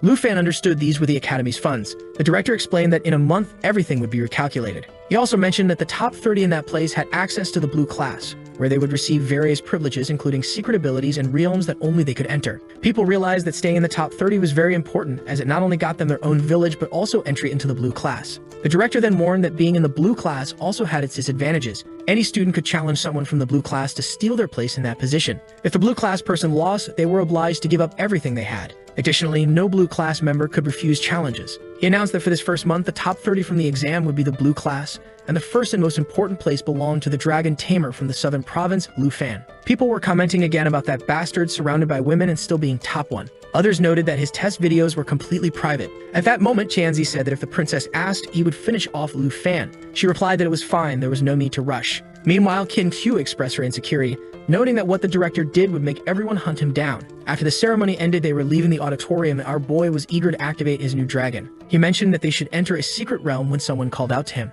It was Hong Wu who obviously wanted a challenge. Everyone was apprehensive since the announcement had just been made. Lu Fan asked if he was sure and Hong Yu told him to stop stalling, noting that the director had said those in the top 30 couldn't refuse any challenges. Hong Yu thought our boy had passed by summoning various weak dragons. If that were the case, he could just take him out before the summons and win. With no choice, Lu Fan accepted and Hong Yu placed 200 points on the bet. Considering that being top 1 with 1.2 million and having received 13,200 points were significant for the guy. From the corner, the princess and her group were eager to see how Lu Fan would perform. Hong Yu started the count from 1 to 3 while Xiaomin seemed insecure. Qin Shu told her to relax because she hadn't yet seen Lu Fan in action. The professors were also curious. As the count reached 1, Qin Q said now she would understand who Lu Fan was. Hong Yu leaped towards him, activating a punch with accumulated Kai. Strangely, our boy vanished into thin air. The guy realized it was a teleportation ability from second-class mages, but the boy was a dragon tamer. Lu Fan appeared behind him and told him to come on, asking if that was all he could do. Hong Yu concentrated energy into both hands, saying that he was asking to die and launch a series of palm attacks.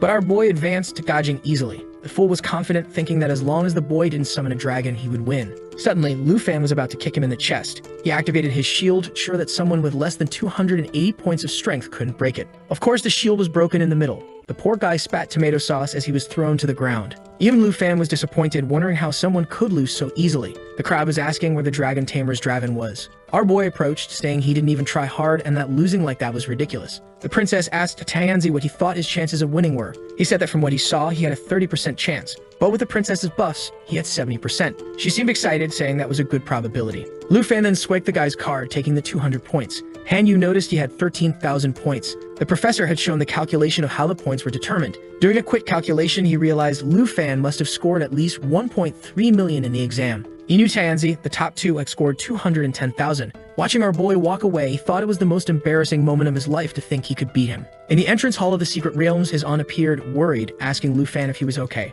Our boy said yes, while Xiaomin was commenting that she hadn't imagined the boy was so strong. If his kick caused that much damage, she didn't want to imagine when he summoned a dragon. Lu Fan then called everyone over, presenting where they were going to enter. It was a dungeon known as the Forest of Poisonous Spiders, one of the best places to gain experience. His aunt mentioned that she was there but didn't know how to fight, so it would be very dangerous for her to go along. Of course, our boy said not to worry, that he would take care of his aunt. He then mentioned that the only problem was they needed one more person to make 5. Qin Q suggested they take a look around. The number 2 girl and neighbor were right there. She was definitely the best option to join them. Lu Fan approached her awkwardly, calling for Jiang Ying. Seeing the look of disdain on her face, he was sure she didn't like the home invasion. Awkwardly, he mentioned that he noticed she was checking out the available dungeons. Would she like to join their team? Seeing the rascal with 3 girls beside him, she called him a pervert. His aunt and friends asked what he had been doing to make the girl think that on the second day. He fumbled, unable to explain. He turned to Jiang Ying and admitted that their first meeting was strange, but he wanted her to join them in the dungeon. Seeing it was the Forest of Poisonous Spiders, a good option, she agreed. He smiled and everyone seemed excited because now the team was finally complete. When he went to pay the entry points, she said it wasn't necessary. She swiped her card, showing 8,744 points. Holy smokes, that meant she must have scored at least 800,000. This dense girl could almost be the protagonist of the story. Soon, the four of them appeared inside the spider realm. And do you remember that the last chapter ended right when Lufan and his friends were entering the dungeon? The inflated goth went ahead, and the girls in the back were asking why he chose such a difficult place. Our glutton answers that he chose this one because it's the dungeon with the most experience. It's the highest level. Then the aunt shows up, offering tasty stuff as always, which were some cookies that increased their experience gain by 20%. She even boasts to everyone, saying that only the secret class she got can cook that kind of thing. She then calls out to the inflated goth and asks if she wants to eat a little bit. The goth turns around and asks if that cake from last time was made by her. She asks if she's talking about the one our boy delivered and says yes. While Jianming watches, the other girls start praising the aunt's cooking. She lets out a small smile and our boy immediately notices something moving in the bushes. He tells them to be careful. They've been found. At that moment, a level 40 black-scale python rises in front of them. Xiaoman throws herself at it, calling out to Shizun. She strikes the creature's mouth, but it doesn't seem to deal any damage. Qin Shu comments that these level 40 creatures won't be easy to defeat. The aunt was even thinking about cooking some food to give them strength, but our boy says it's not necessary. They should focus on the fight while he handles these problems. So they understood, boy, the problem is the fight, but what are you going to do? Jian Ying already knew what the boy was up to. They thought a crazy dragon was coming, but our boy summons the latest novelty. Xiaoman asks if that's a dragon, and our boy tells Xiao Fei not to sit on his head and be so unruly. The girls all realize that apparently our boy had two dragons. At that moment, the python attacks Xiaoman, and our boy tells Xiao Fei to use the Emerald Light. But my goodness, how many Xiaos are in this story? A shield is summoned and defends Xiaoman. She falls to the ground like a fool and Qin Q rushes to help. She gets up, legs splayed, saying that apparently she didn't take any damage. The Emerald Light increases defense by 30% and withstands 3 attacks. Our boy tells everyone to relax as long as Xiao Fei was there, they wouldn't get hurt. Seeing this effect, Qin Q gets alarmed, saying this was better than a second-rank priest. And Xiaoman is impressed that her defense went up so much with just one skill. At that moment, the python lunges at the two of them. Our boy approaches and warns them to be careful. He would handle it. However, suddenly, a red laser shoots past him. Man, the attack hits the python in the mouth and goes right through it. It was Jian Ying. Didn't I say this damn girl has potential to be the protagonist? And man, from this angle, she really does have a lot of potential. Not only is she level 21, but she also has a Swordmaster class and uses an overpowered sword. Lufan already realized that if it weren't for the system, he'd be getting stomped by her. The question is, would that be so bad? Enough of that, because our boy tells the aunt to duck. There was a spider right behind her, and she was totally distracted. Jian Ying's attack deflects the spider's attack, and our boy saves her just in time. The problem was that these were silver spiders with extremely high defense. Besides being level 45, they were immune to armor-breaking effects. At that moment, Jian Ying charges in on her own. The spider activates a quick claw attack ability, but Jian Ying continues dodging easily. Our boy steps in and tells her to be careful. He defends the spider's attack, but to be honest, the girl was handling it just fine. She even gives our boy a scolding, telling him not to let his guard down. That's because there was an entire nest of spiders ahead of them. He then summons an army-destroying sword and says there weren't just silver spiders there. In that place, there were also black web spiders. This spider could kill any creature after trapping it in its web for 60 seconds. Rushing toward the creature, our boy tells Jian Ying that she has multiple class weapons, which is impressive. She says that the Swordmaster class can forge its own blades, and they've been with her since level 1. And now, from this dangerous angle, she says it's not the time for talking. Our boy quickly realized that while this class improves dragons, hers seemed to enhance various swords. In a way, they were similar. But at that moment, a spider creeps up behind Jian Ying. Our boy defends her and calls for the dragon's Emerald Light. Then Jian Ying prepares the army destroyer and strikes the spider on its backside. She manages to kill it and thanks him, saying that the 30% attribute increase was very helpful. While our boy can't stop being impressed with Jian Ying, commenting that her class is very versatile, they suddenly hear a scream. While he's having fun with the goth girl, the aunt and the others are in trouble. He runs, saying he's going to help them while telling Jian Ying to hunt down the black web spider. She stands there, moved for a second. With that, the girls were all using a bunch of skills. The dragon, Lufan slicing left and right, while Jian Ying was just watching. At that moment, suddenly, an attack comes from behind. Luckily, she blocks one with her sword, and the other 3 are stopped by her skill. She starts running, but Lufan tells her not to stray too far with that injury. The other girls then tell him to go help Jian Ying since they were managing with the buffs. Our boy runs off and says he's leaving things to the aunt. After walking through the forest and passing under a web, he finds Jian Ying face to face with the black spider. However, unfortunately, our goth protagonist is all beaten up. Lufan keeps moving forward and tells Xiao Fei to use another Emerald Light. She turns and says she can handle it herself. But at that moment, the spider activates its ability that kills the target after 60 seconds. Lufan rushes past her and tells her to stop being distracted and follow the opportunity he was creating. With that, he activates a claw transformation skill that depended on the Emerald Dragon's power. He prepares the attack and sends a slash at the spider. The creature is cut in half, and Jian Ying is impressed that he took it down with just one attack. Even though he was ranked above her, his attack was as strong as her mountain destroyer. Lufan tells them to keep advancing together and uses the ring's speed buff. She sets her swords to circle around him while our boy moves forward. And now our goth girl wonders why, even seeing someone so strong ahead of her, all she could feel was peace. Lu Fan is all happy that Xiao Fei had leveled up to level 3. Meanwhile, depression has hit Jian Ying, who feels down for having been helped. Just then, the rest of the group calls out to them, saying they've handled the silver spiders. Lu Fan turns to Jian Ying and says she's strong, but regardless, they wouldn't let their allies fight alone.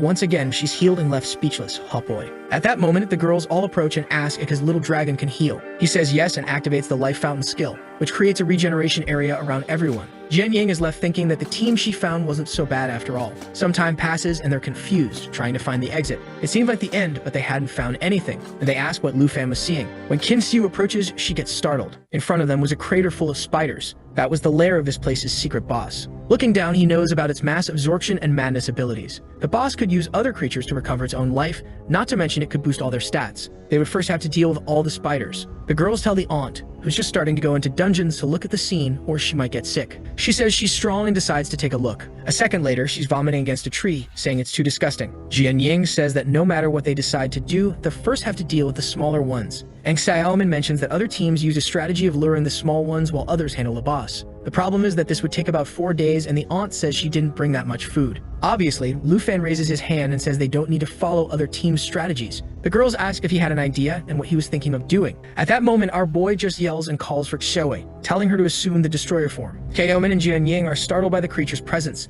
and the spider boss starts screeching up. That's when our boy tells Xiaowei to leave all the small ones to her. With that, she jumps toward the hole, and right then, he activates the cataclysm. Everyone is startled, and Jian Ying comments that it has as much power as a legendary dragon. Our boy then tells Xiao Fi to put his buffs on Xiaowei. Now he's really overpowered, using one dragon to strengthen the other. Man, the buff increases the stats a lot. The strength basically doubled. The spider boss starts screeching and sends a bunch of minions at everyone. Our boy asks Xiaoman and Qin Xiu to form a line and not let them escape, while he and Jian Ying would go after the spider boss. The creatures swarm, and the two dive into the madness. With that, the fight begins. The two fall under the nest, and our boy calls for Xiaowei, telling her to clean their side. She launches a cataclysm attack while the two of them run toward the boss. Jian Ying is scared of getting caught in the fire and being burned to death. Meanwhile, our boy looks up and asks if Qin Qiu and the others are doing well. They're using spells to stop the rest of the spiders from escaping, and our boy says that now it's just him and Jian Ying to deal with the rest. The spider boss faces them and sends a venomous attack that they narrowly dodge. With that, he activates Xiao Fi's buff to protect Jian Ying. Man, in this spider boss's web, anyone caught dies in 6 seconds.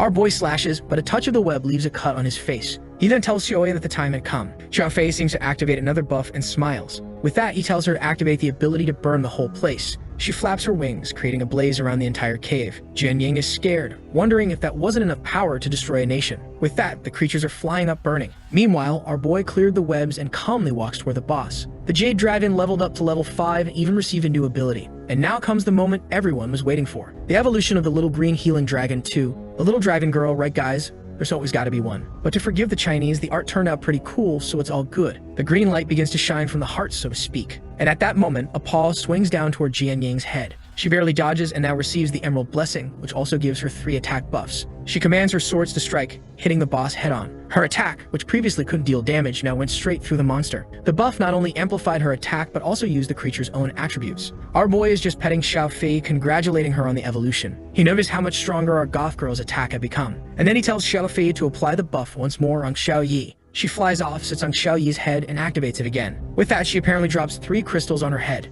Xiao Yi activates the ability to burn everything again, creating another explosion. And Jian Ying knows that based on the number of attributes, that blow had over 10,000 attack points. The boss starts writhing in agony, and our boy calls out to both of them, saying it's time for the final blow. The artist isn't stupid. In this angle, there's no protagonist, right guys? That's because he's already up above, blade in hand. And from there, the man strikes the boss's head, activating the blood pact with the dragons. Xiao Fei applies another buff on our goth girl, who sends a barrage of swords to assist our boy. With that, everyone levels up and the 2 dragons revert to their forms. Nisha Jian Ying asks our boy how many points he made, and he says about 1.3 million. She comments that with that power, it should have been much more. And he explains that it's actually because that's the limit for nightmare difficulty. Nisha Xiao Fei runs to hug him, and Xiao Yi is already getting angry. Meanwhile, our boy calls the other girls, and they show up. With that, poor Jian Ying is left despondent, realizing that while she wasn't far behind in points in terms of power, it was a gap that couldn't be closed. With that, the mission was finally over, and they began opening the chests. And after all that had happened, Jian Ying agreed to join the team. Even the girls wanted the goth girl's number, but she said she didn't use a phone. To celebrate the new permanent team, the aunt prepares a dinner for everyone. In the following days, he kept hunting in the dungeon with the group so that everyone could level up. During the day, they had lessons on combat theory. But half a month passed, and there were only 2 days left until the freshman evaluation.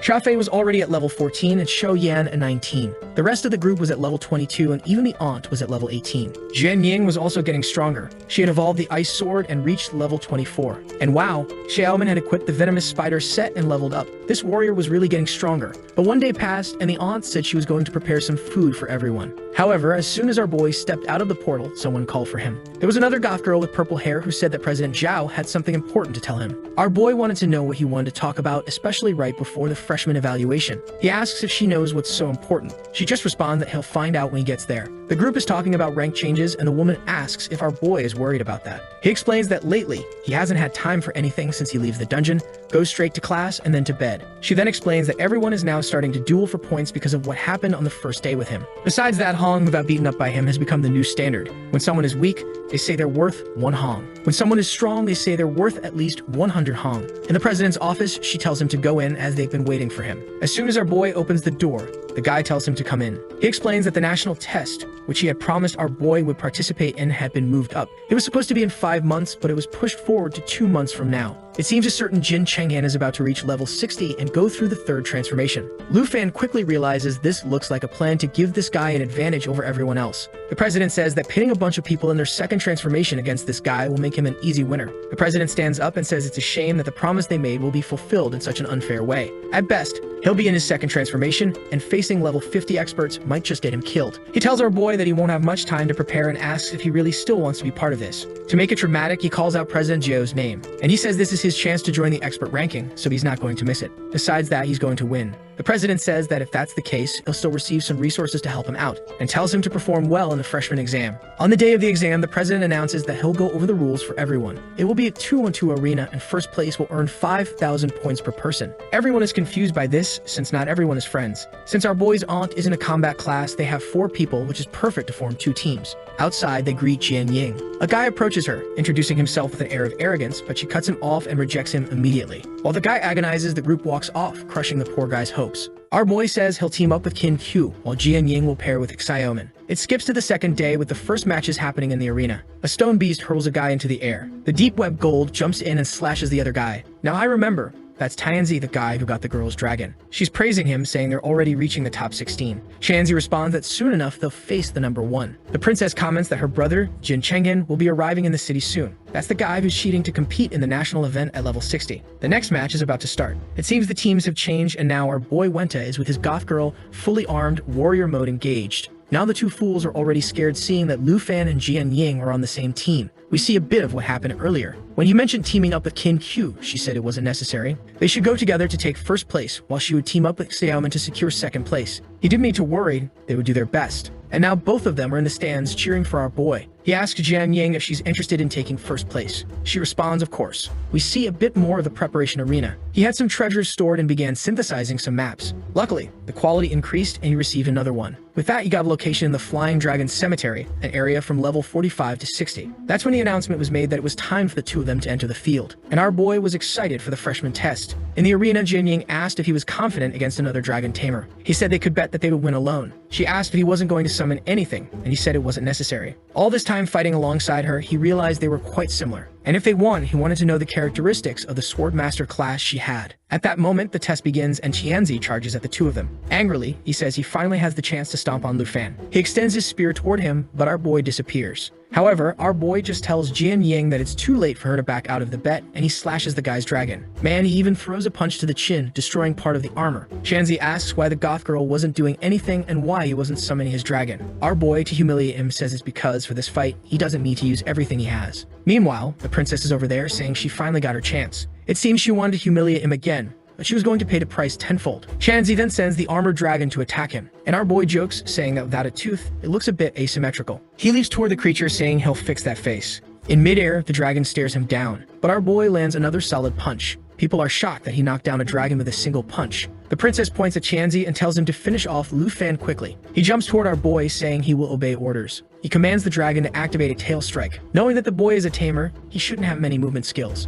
And with attacks coming from both sides, there was nowhere for him to dodge. However, the blows hit the ground and nothing happens. Our boy was already sitting on the remains of the creature's prey and asks if that's all he can do. Chanzi knows that this earth dragon is many times stronger than a beast of the same level. But even so, our boy wasn't having any difficulty. Suddenly, the princess tells Tansy to get out of the way. She asks how he's at such a disadvantage when the boy hasn't even summoned his dragon yet. She couldn't recommend him to her brother or even send him to the Taichi Kingdom. She uses her ability on the dragon, saying that apparently the princess would have to solve this. Lu Fan remembers that this ability turns the person into a monster, and the earth dragon becomes all distorted and shrouded in a purple aura. It roars upward, and Lu Fan knows things just got complicated. In the arena, everyone comments that the creature looks more like a demon from hell. A frightened Jian Yang starts activating her swords, but our boy tells her to wait and not forget about the bet. He had already experienced this ability once before. At this, the princess tells Jian Yang to attack and take advantage of the buff she gave her, while thinking she's going to steal that damn black dragon from this loser Lu Fan. The princess asks where the attributes are that he claimed were so strong he didn't even need the dragon. But then our boy activates the ice dragon's fury ability. With that, Tianzi's creature is completely immobilized. Also, the two of them are freezing and can barely move. Our boy says that this black magic of hers really strengthened that creature beyond him, but attributes weren't enough to overcome what he does. He runs asking if she really wants his black dragon, and launches an attack in her direction, saying she wasn't worthy.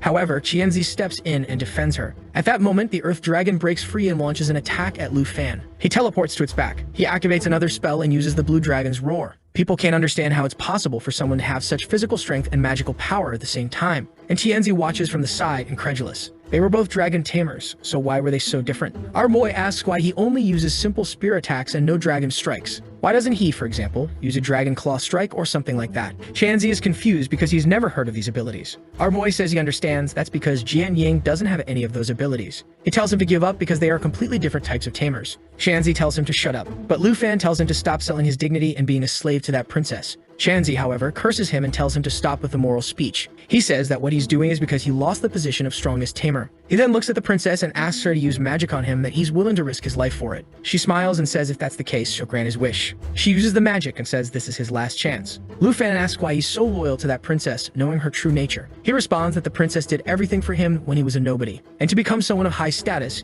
he had to repay that kindness. For the princess, he would do anything. At that moment, he charges at Lu Fan, activating the dragon's spear strike. Our boy just says that instead of hate, he's feeling more pity for him. He activates the extra agility ability and calls for the storm dragon. Chanzi is startled, and our boy delivers a dragon fang strike. Man, the transformation didn't last long. He just apologizes, releasing smoke. Meanwhile, the princess is scared and knowing she's next. She falls backward, saying that if our boy touches her, her brother will seek revenge. But our boy lands the first slap across her face and tells her to go ahead and let her brother know because there's something he owes him. With that, she's left devastated while everyone laughs at her. The president asks everyone to be quiet. He announces the end of the match with our boy and Jian Yang having won. To be honest, I would have preferred if she had participated a little more, right? She was just watching. What's up with that? However, the president turns to another staff member and tells them to take Lu Fan to his office right away. In the office, the president says he's learned about his connection with Princess Jinsu, but he'll have to understand that now he'll face criticism because of it. Our boy says he knows the princess was manipulating Tansy. The president then hands him something, saying this is why he was called there. He also tells him to stop participating in the event because there's no longer any need. Our boy asks if his performance was bad,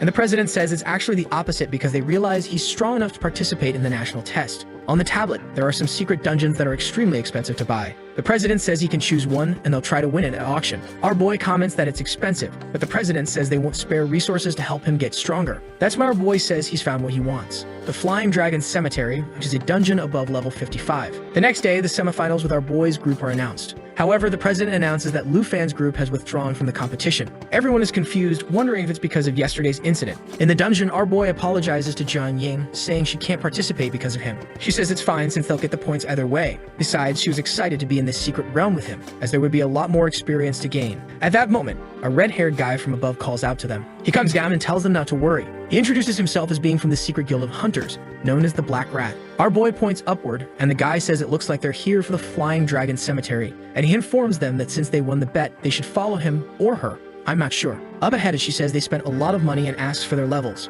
Our boy says he's level 25 and Jian Yang is level 24. The Black Rat is shocked and asks if they've lost their minds since that place is meant for level 55. He says he'll contact the academy because they must have made a mistake. Our boy was about to tell him not to worry when part of a tree got cut down. The trunk toppled over, and everyone started running. In that moment, Lu Fan activated the blue dragon's ability and electrocuted the flying creature. The black rat was confused and asked if he was really just level 25. After all, that was a level 50 creature. Our boy simply told him not to worry, that those creatures weren't a problem for them. I think the guy says, "Alright," and then says he'll show them the way. A bit later, he opened up some bushes and said that was the entrance to the dragon's cemetery. The teleport was connected to that tree. He then departs, saying his job there was done. However, our boy wanted to befriend him as this guy manages secret dungeons and he might need more information. The black rat was a bit confused, wondering why. Lu Fan told him not to worry, he would always pay for any information. Since he was looking to negotiate just for locations, he figured there wouldn't be a problem. The guy says, "Alright, 100,000 for the information, and we'll be friends." Our boy shakes hands and says the deal is done.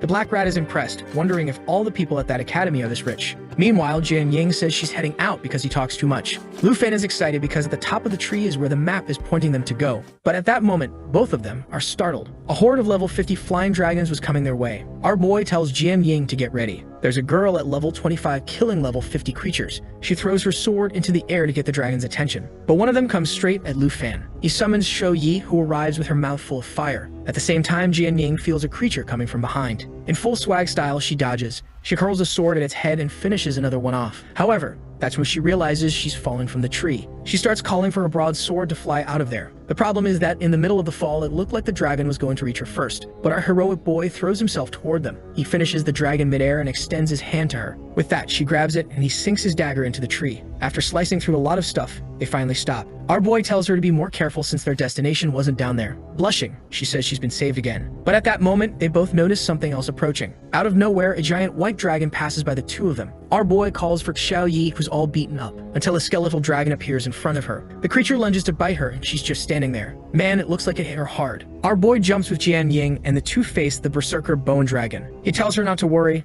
Shou Yi should be fine. With that, he starts running, but Jian Ying warns him to be careful. Our boy calls for Shou Yi and tells her to enter destruction mode. She was indeed in the dragon's mouth. She shifts form, destroying the creature's entire jaw. He immediately summons Shou Fei and tells her to give the emerald blessing. With 3 crystals on her head, he calls Shou Fei to come along. He leads with his dagger and she lets out a roar. The creature is stunned and Lu Fan lands another blow. But suddenly, it activates a bone storm and starts tearing everything apart around them. Suddenly, a red attack streaks across the dragon's head, and a sight starts dismembering it. Lu Fan didn't know what was happening. Jian Ying says she'll explain it all at once. It's time for her to fulfill her promise and explain how the Swordmaster class works. Our boy tells Shou Fei to get ready. Jian Ying explains that her class gets a new weapon every 5 levels, and the Calamity Scythe was her trump card. That weapon permanently increases its attack by 0.1% every time it kills a creature. She activates an explosion of sin that starts breaking the skeleton in half. Lu Fan realizes that Swordmasters don't gain new abilities but instead gain new weapons. He then tells Shou Fei it's her turn. She approaches Shou Yi and places the 3 crystals on her head. With that, he commands her to use Earth Smash, extending her claw and striking down on the bone dragon. The entire ground crumbles and the creature is buried. Shou Fei levels up to 15 and gains another transformation form. Meanwhile, Jian Ying is sad that she used her trump card, but most of the power came from Shou Fei's buff. Our boy then thanks her for saving him and says that even Shou Fei evolved. She unlocked the form of the eternal dragon and the form of the spiritual light. He congratulates her by giving her a pat on the head, and Jian Ying says it's time to climb this tree again. Suddenly, a barrage of fire comes from above. Everyone starts running, wondering why they're being attacked by magic. Our boy hides, knowing that the noise from the fight with the bone dragon must have attracted more people. Looking to the side, he sees a legion of dragons flying with a giant one on its back. Man, that one really looks like a final boss. In Shou Fei's light form, she can grant the abilities of soul protection and soul impact. He then tells Shou Fei to assume the light form and stay close to Shou Yi. He starts running and tells Jian Ying to follow. They're heading straight to the top.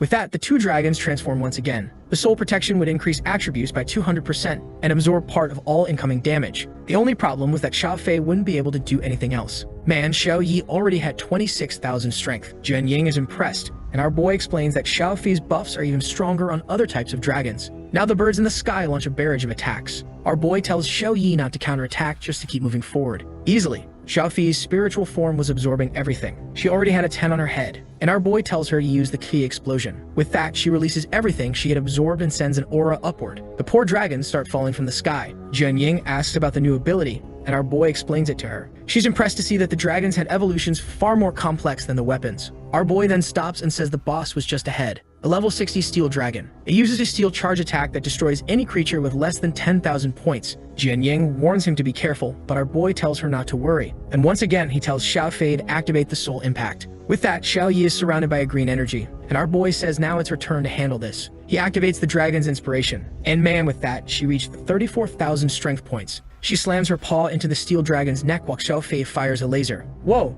They tore off its paw. The dragon immediately turns to the two of them, and Jian Ying activates her power, saying they need to run. Trying to create an escape opportunity, she activates the explosion of sin and hits the dragon's neck. Who would have thought our goth girl was this strong? Or maybe not that strong, since the steel dragon tanked the attack. She tells Lu Fan that, unfortunately, she can't deal any damage, and he says it's okay. He understands her desire to contribute to the team, so he tells Xiaofei to link with him. He stretches out his dagger and withstands the dragon's attack. At the same time, Xiaofei strikes its head from above. With that, they finish the boss and everyone celebrates. Xiaofei also gains a new intimidation ability. Jian Ying, as impressed as always, also levels up to 25. Our boy comments that she's been talking a lot lately. He says spending so much time with him is starting to change her. Our boy says the first time he heard her voice, he thought it was adorable. She gets embarrassed, wanting to know what's with this adorable voice thing. With that, they keep talking and walking through the forest. Meanwhile, the two dragons are biting at each other, wanting to kill this girl. At the top of the tree among a bunch of cocoons, there's a blue dragon egg. Our boy then asks if she unlocked a new weapon upon reaching level 25. She shows the new sword and says it seems really good because of its agility effect. The sword could split into thousands of peel blades, each dealing 10% of the original damage. Our boy says that when those swords level up, they'll be really powerful. However, Jian Ying is just thinking that even at level 25, those swords wouldn't do anything compared to his dragons. She realizes she's feeling a lot of pressure being in a team with him, as she's always comparing herself. He then says they should get going, and she says it looks like their destination is just ahead. But the two dragons seem to have found something. A dead guy with a lot of stuff around him. It seems like this was a group of old adventurers who came to this place as well. Just as our boy tells her to be careful of their surroundings, something comes from above. A level 60 bronze dragon appears, and right after that, another creature appears in the sky. A level 65 elemental three-headed dragon, which was a boss. The two of them are startled, and Jian Ying wonders if this is a trap. At that moment, the three-headed dragon starts casting a triple spell. Xiaofei leaps in and slaps the fool's face. With that, she interrupts the spell, but the dragon just stares at her. Meanwhile, the bronze dragon comes charging in, and she says the two of them will have to handle it. Our boy tells her to get ready to use the new ability. It's a good chance to evolve it. He rushes ahead and tells Xiaofei and Xiao Yi to get ready to use their abilities. Our boy strikes, and Xiaofei activates the dragon defense and soul impact. Meanwhile, Xiao Yi is dodging the three-headed dragon's triple attack. Our boy tells her to use the new intimidation ability. She prepares a punch, transforms again, and lets out a roar at the three-headed dragon. With that, the creature becomes frightened and paralyzed for a few moments, terrified, trembling all over. The problem was that the skill even affected Jian Ying, who was behind. Our boy then receives Xiaofei's buff again and delivers an attack to the bronze dragon. He tells Xiaofei to take advantage of the stunned state. She grabs the three-headed dragon and slams it into the ground. With that, the screen starts to turn green. Our boy notices that lately Xiaofei has been quite destructive. Man, everyone leveled up a lot. As always, Jian Ying felt sad for not having helped and wondered if she had really become a useless genius. But our boy just tells them to find a place to rest while Xiaofei finishes off the three-headed dragon. He then notices something in the status window. But night falls, Jian Ying brings some food, saying it was prepared by his aunt. But outside the camp, there was no one around. She wondered if he had realized she was useless and abandoned her. Man, this goth girl seems more like an emo now. Meanwhile, Lu Fan is approaching the treasure's location. He finally arrives face to face with a basket with two giant eggs on top. He didn't want her to know the real reason he had come to this place. However, the eggs crack and the soul of the Dragon King emerges. The status window says level 1, but our boy says it's level 70, so I'll believe him. He prepares and tells them not to underestimate the level difference. The dragon leaps toward them and he says they need to take this seriously. Meanwhile, Jian Ying is only hearing the noises. She imagines that since he always has to save her, he must be tired of having her in the group. She didn't want to be an obstacle anymore because he wanted to conquer this place. She recalls all the moments when Lu Fan told her she'd get stronger, like when he thanked her for saving him. She started thinking that if she wasn't as strong as him, she'd have to find another way to help. Meanwhile, our boy is still fighting. Killing a level 70 creature alone was quite tough. He told Xiaofei to prepare the lava hell while using Xiaofei's buff. She activated both attacks and went toward the Dragon King. One hit landed squarely on its chest and the flames started to spread. However, the soul could shake off any physical resistance and went after Lu Fan's back. Our boy, startled, tried to activate Xiaofei's spiritual form in time, but the dragon was bombarded by a rain of swords. Our boy didn't know what had happened. Obviously, Jian Ying had arrived to help our boy. This was the new ability she had received, and she told our boy not to worry, that she wouldn't take any risks. Our boy just smiled and said he understood. He activates a new ability from Xiaofei that grants 2 buffs, not only to her, but to everyone around. Additionally, she now had 12 attack buffs and 12 defense buffs. Our boy tells Xiaofei to go after it. With that, she charges at the dragon and slams it down. Lu Fan prepares a spell and uses the blue dragon's fury. But suddenly, a golden light shines in the sky, and our boy recognizes it as a boss's magic. It replaced the boss's abilities with the dragon language abilities, which were much stronger. He sends an attack in Xiaofei's direction, who creates the Apocalypse Fall, dealing 2,000% damage. Man, the whole place gets wiped out. And when the smoke clears, Xiaofei had saved the poor souls. Otherwise, everyone would have died. Apparently, the dragon killed itself to make that attack because even Jian Ying leveled up, saying she was scared she might have died. Once again, everyone advanced, with our boy reaching level 29. Our boy noticed that Xiaofei was jealous and kept complimenting her. That's when Jian Ying says she now understands why he didn't take that fight in the arena seriously. He then explains that he wasn't trying to abandon her but was looking for something when he stumbled upon the boss. She reminds him of the day he said they never let their teammates fight alone. Now all healed and cheerful, she says she knows he's strong, but she won't leave him alone. The scene shifts to our boy opening the treasure. What he finds are the spiritual wings of the Dragon King. The item allowed the user to fly and also enhanced draconic abilities. The problem clearly was the level 60 requirement. However, there was another item that allowed any pet to become a mount and combine part of their attributes. Man, there was also a flute that allowed the user to summon the soul of the Dragon King 7 times, and it would have the same level as the user. Our boy is just sad because it's limited to being used 7 times. At that moment, Jian Ying asks what's happening with Xiaofei. She was using the life spring, continuously increasing her HP. The energy seemed to be spreading throughout the forest. The two of them soon noticed that the tree seemed to have been healed, but her abilities only affected allies. Apparently, the sacred tree itself was an ally in this place. He continues to observe as the plants seem to be moving. Suddenly, one of the roots stretches toward him. At the tip of it appears a seed from the sacred dragon tree. It says that he would need to kill the abyssal dragon and the devourer and submerge the seed in their blood. With that, he would receive the favor of the true master, a dragon of life, which was the root of all things. He imagined that this abyssal dragon must be a creature close to level 80, so he would have to wait a while before attempting it. But he praises Xiaofei, saying that if it weren't for her, they would never have found this secret treasure. Then he gets an idea and asks if Xiaofei could eat that flute. This is because she had a natural assimilation trait that allowed her to devour equipment and convert the stats into abilities she possessed. He gives it to her to eat, saying it might not work because it was a consumable.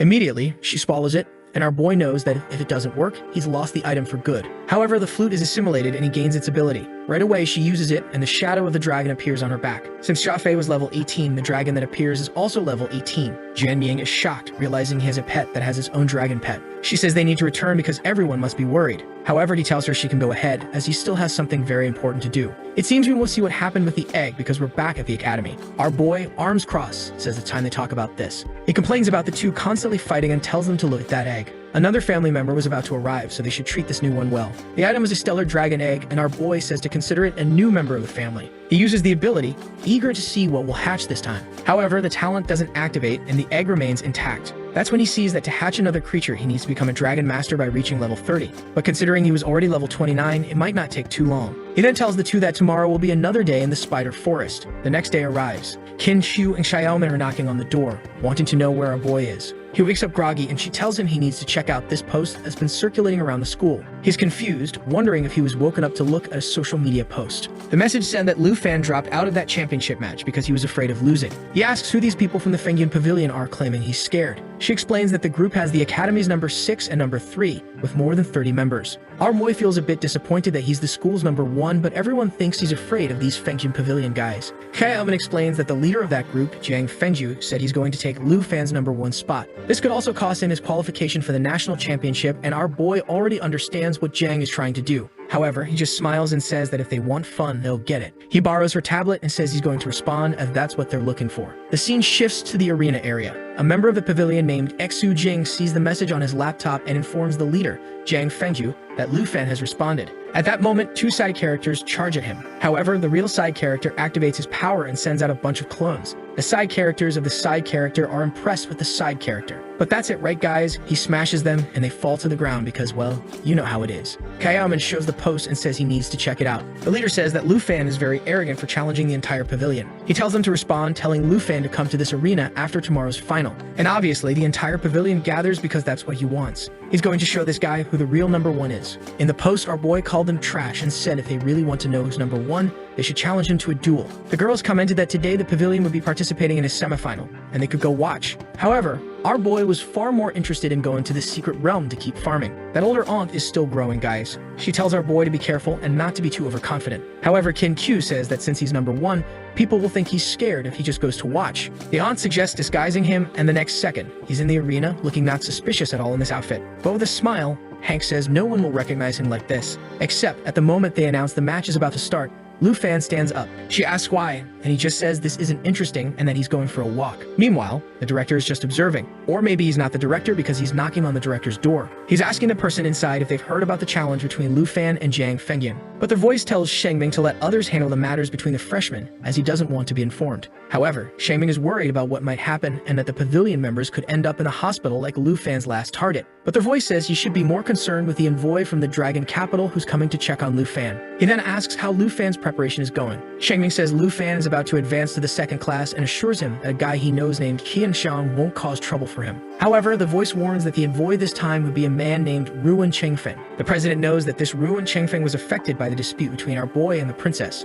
And the voice says this guy once held a high position but has been losing rank, and now he's just a city envoy. They ask why he is silent and apologize. They explain that if this guy is the envoy, Lu Fan will face many difficulties. However, the voice just says that Lu Fan is his personal selection, and that's why he's being sent. The president says he understands and will help the boy advance to the second class as quickly as possible. The voice then says they are looking forward to watching the exciting event tomorrow. Meanwhile, in the training room where points can be earned, a guy is thrown out. People were saying that there was someone inside at level 29, but it was impossible to beat them. Our boy wanted to farm the spider dungeon, but he was there waiting for them to finish the match. At that moment, another challenger appears. And man, what arrives is clearly the biggest danger in the story. The girl shows up with 36 frames, waving to our boy and asking if he wants a fight. He calls her miss, and she replies that since his level is lower, she'll let him start. Our boy just says there's no need for that, and she can go ahead. She smiles and says that if that's the case, she won't hold back. She summons a flame in her hand and warns that she's coming. However, Lu Fan realizes something is wrong with this girl. She's already transformed and even pulled out that little devil's trident. In a second, she vanishes and reappears behind Lu Fan, saying she's different from the others.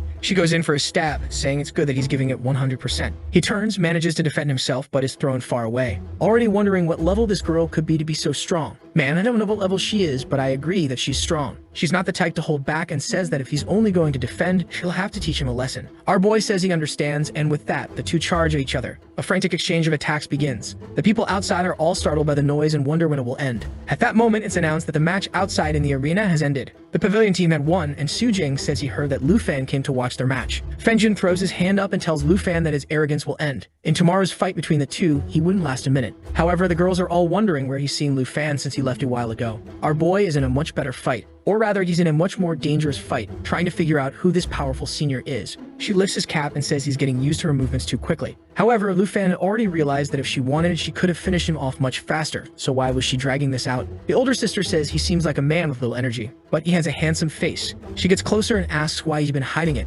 Even our unstoppable Lu Fan is a little flesh-right man. He apologizes, saying that unfortunately, he has to take this call. Then he tells her that he has to go, but first he wants her contact. She replies that she didn't think he was bold enough to ask for the number of a girl he just met. He is all flustered, saying he just wanted to plan another training session. But she doesn't give him her number and says if he wants to see her again, he should just open another one of these point rooms. Our boy is left wondering if she's a teacher. After all, he clearly didn't stand a chance against her, and in the end, he still earned the 100 points. He runs out, desperately calling for her, wanting to at least know the identity of this crazy woman. However, at that moment, someone calls out to our boy. It's his aunt and her friends, wanting to know why he's in such a hurry. He heads toward them exhausted, wanting to know who that mysterious woman was. The next day, it was the match between the pavilion and our boy. Fenjin brought everyone, wanting to know where that so-called number 1 Lu Fan was. At that moment, someone comes running, and everyone gets ready. Our boy apologizes, saying that unfortunately, he made everyone wait. He walks in with bread in his mouth, saying to get started because he has other things to do later. People were about to complain, but our boy says he arrived right on time. Lu Fan then says he doesn't know what level everyone in the pavilion is, but they could start with everything right away. The bald guy, who is probably going to be one of the first to get beaten up, asks if our boy is looking for death. However, Fengyan says enough talking and announces he's betting 7,000 points on this fight. Our boy says he forgot about that detail and says he alone will bet 17,000 points. Su Jing says they don't have that much, but Fengyan tells him to shut up. If they won all those points, they wouldn't have to worry about anything else at the academy. So he declares that the pavilion will bet all the points they have in this fight. Lu Fan smiles and says that if everything is at stake, they can begin. The leader warns the guy next to him that Lu Fan is probably going to summon that dragon girl. He tells everyone in the pavilion to be prepared. Lu Fan is just smiling, standing still, while everyone in the pavilion is already pointing their weapons at him. The leader gives the order to attack, and Su Jing slams his staff on the ground, throwing out chains. That magic would immobilize Lu Fan for 5 seconds, and everyone jumps toward him, wanting to finish him off before he summons the dragon. However, Lu Fan easily breaks free and draws his dragon dagger. The leader strikes, not understanding how he easily freed himself from the control. At that moment, Lu Fan grabs him by the chest and throws him to the ground like a fool. Everyone is shocked that Lu Fan had thrown the guy to the ground without any effort. Su Jing activates another spell and reduces Lu Fan's movement by 75%. He seizes the opportunity to cast a second spell and sends a barrage of explosions in his direction. However, Lu Fan is unharmed and smiling, asking if that's all the top examinees had to offer. Stepping on the leader's head, he says it looks like they were nothing special. Su Jing wonders why Lu Fan seemed unharmed even though the magic hit him directly. Obviously, with a 10% increase in attributes due to the patches, none of that did any damage. Poor Feng Jin is still underfoot, trying to break free. He uses his ultimate skill, creating a bunch of clones around Lu Fan. While Su Jing is in despair, the rest of the group says the leader will finally win now. Our boy raises his hand and says that since he won the championship, he'll show something even Chanzi didn't get to see. Everyone is shocked. And man, he really summoned Xiao Yi. She flaps her wings and the barrage of fire starts destroying all of Feng Yin's clones. At that moment, everyone in the pavilion falls to the ground, wondering if that was a real dragon. Even Feng Jin, looking up, admits that this was something completely different from what Chanzi had summoned. Our boy tells Jiang not to fall just yet. He activates the dominance ability and warns that the counterattack is still coming. The pavilion members who are trying to flee are all affected by the roar. Poor Feng Jin tries to escape, but he doesn't even have the energy to move. He begins losing consciousness, saying it was impossible to escape from this place. At that moment, our boy earns 13,000 points and thanks the pavilion. The people on the ground are all devastated, realizing they have nothing left. Our boy praises Xiao Yi and says now they have something more important to do. Our boy heads back to the point room, and just then, a pair of sandals steps in. The senior had returned and asks if he wasn't there waiting for her all alone. Our boy says of course he was waiting for the big sister, especially since he knows she's the only one above level 70. She hadn't noticed that he'd set that level limit in the room.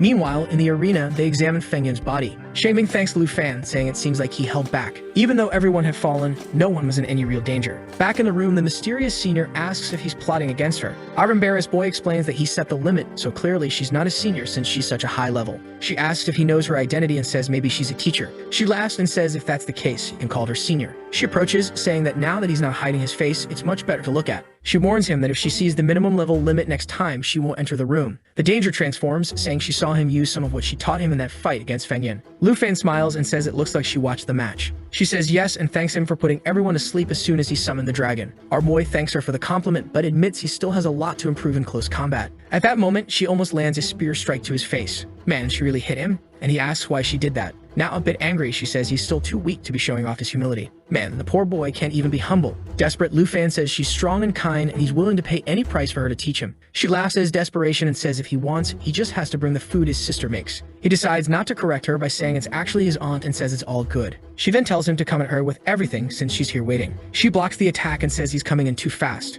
In that case, she bets that if he manages to knock her down once today, she'll give him a new weapon. That's because the weapon he's using is no longer suitable for his fighting style. Just like her, he should have a high-quality weapon. However, our boy explains that it's only with this weapon that he can partially transform into a dragon. She jumps to the ceiling and asks if that's the case, then what else is he asking for? He dodges and says what he's asking for is a level removal enchantment. The 70 kilo thigh asks if he knows how rare and expensive those items are. Lu Fan tries to defend himself as he sees her coming at him with full force. She warns him she'll beat him up for having the audacity to ask for something like that. Sometime later, he's getting a massage from his aunt, saying he didn't manage to land a single hit on the girl. Jian Ying says she must not be a teacher from the capital. And Qin Chu comments that our boy is on the forums again. But this time it's our boy, and in this photo, he looks like he's in Yu Jiao with that card in his hand. Jian Ying says that now, with this, he must have taken over the pavilion and will be idolized by its former supporters. However, Lu Fan says he's not too interested in that, as he just wants to focus on his objectives. Jian Ying then wants to know what those objectives are. Next scene, they're back in the arena dungeon for our boy to level up. After numerous tries, this had become incredibly easy. And finally, our boy reaches level 30.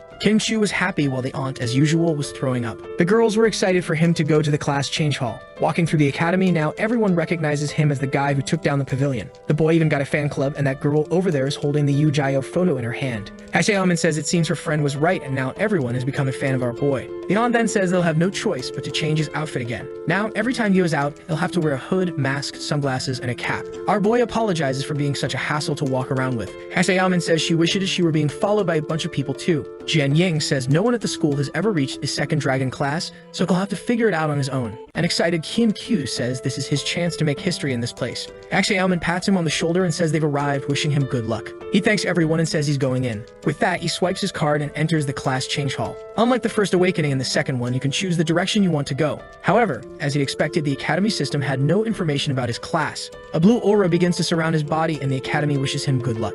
Our boy then starts seeing the various paths he could choose for his second class change. He had the Dragon Priest, which, let's be honest, is garbage. He's never going to pick that filthy trash. He also had the Dragon Summoner, which is probably trash too, and the next one must be insane. Lastly, there was the Dragon Flame Knight, which was way more stylish, so of course, that's what he's going to pick. He's got that dumb look on his face like he doesn't already know what he's going to choose. But then we're surprised. There was a fourth class, the Dragon Knight. Clearly, because it's bigger and more stylish, that's the one he'll choose, especially considering that this profession had more abilities that synergize with pets. Obviously, our boy says it's the one that suits him best, right? Outside, everyone's talking about the class changes, and I found it strange that it was taking so long. The aunt asks for patience because this must be a very important moment for him, and Jane exaggerates, saying his choice could change the direction of the era they live in. When Kin Chu mentions the importance of it, our boy appears. All the girls, excited, turn around eager to know what his new class is. Our boy says he'll explain everything at home. His stats had increased a lot, but the most important thing was that the contract now had 3 slots. On the way, the aunt asks if he'll have to learn how to ride a dragon. He says one of the reasons he chose this class is that he already has an item that will help him do that. All he needs is for Fee and Shoei to reach level 30 and then it will be available. However, the aunt is concerned, saying that riding dragon girls sounds a bit strange. Our boy tells his aunt to stop imagining weird things when someone appears and says he's finally back. It's Mrs. Dangerous and he asks why she's here. She says she should have given him her contact because apparently he wasted a lot of time. At that moment, Xiaoman says, so this is the aunt who trained him so hard he came home exhausted. But the curvy one asks the aunt if she's Hank, the one who makes spiritual food. She confirms, and the mysterious woman says she'll need the boy for a little while. The girls are confused, but she says it's just for a few tasks in Dragon City. The aunt says that if that's the case, she can take him, but to bring him back before dinner. And the curvy woman says she'll return him in one piece. Watching quietly from the side is Jin Ying, and our boy wonders why he doesn't have a say in any of this. The scene changes to her speeding through the city in a car, and our boy is on his phone. She asks why he's so quiet. He responds by asking where they're going. She says it's obvious, they're going to buy him a little present, an extremely rare enchantment known as level removal. Man, but it's going to be competitive since they've arrived at an auction. He asks what they're doing there, and she says it's obvious. The item is going to be auctioned off. He remembers that getting the right to go to that dungeon was extremely expensive, and he tells her that maybe it's better for them to give up. But she just asks where his excitement is and says she's a lot richer than he thinks. Our boy doesn't want to owe her too many favors and says he'll find a way to pay for all of this. With that, the announcer welcomes everyone to the Tianhua auction house. Man, the first item up is the level removal scroll. The materials to make it are extremely rare, and there's only a 0.35% chance of success. The bids start at 950 million, but within seconds, they're already at 2 billion. Another guy bids 2.3 billion, and she tells our boy that she's going to teach him something. If you want to win an auction, you have to be decisive. But just as she's about to bid, a guy behind them raises his hand and offers 3 billion. Man, it was none other than the damn princess with a lunatic by her side. At that moment, both of them recognize her, and the curvy woman says it looks like they're going to have to spend a lot more. However, she tells our boy not to worry. She's going all in. She raises her paddle and says the enchantment will be his, offering 4 billion. At that moment, the princess and the idiot in front of her are shocked. The guy next to the princess says they brought 5 billion, so they could raise the bid. But at the same moment, the curvy woman raises the bid to 5 billion. Everyone is confused, wondering why the woman made a higher bid than herself. What our boy is thinking it's better to let the princess have it because there's no way he'll have 5 billion to pay for it. However, with that, they congratulate the girl whose name I still don't know. That's when the two in the back realize it was Lu Fan. They start heading to the VIP room. The princess is furious, saying that despicable person was trying to mess with her again. She leaves the table, saying that as soon as her brother arrives, they'll deal with those useless people. The scene shifts to the VIP area. Wow, it can't be that with all this detail and attention, this woman came just to deliver the scroll. The nameless curvy woman hugs her and asks who the boy accompanying her is. She introduces him as her junior and says the scroll is a gift for him. However, her friend sees some mischief and asks if he's that kind of junior. She introduces herself to our boy as Du Yakshu, the owner of the auction house. Unfortunately, she's the wife of the curvy woman's brother. If you think about it, she donated 5 billion to a place her brother owns as well. So that's pure money laundering. Immediately, our excited boy opens the scroll he's been wanting so badly. Meanwhile, Big Sis swipes her card, already realizing her account is about to be emptied. She turns to Lu Fan and tells him he better think about how he's going to pay her back those 5 billion. Then she turns back and tells him there was another reason she brought him here. She explains that at the auction house there's something called the Codex. As long as you bring an item they've never seen before, you can earn some money just by showing it. It's different from selling, and you earn 3% of the item's value just for displaying it. She explains that this way the auction gets some publicity with your item and everyone benefits. And of course, if you want, you can sell it in the future for whatever people offer.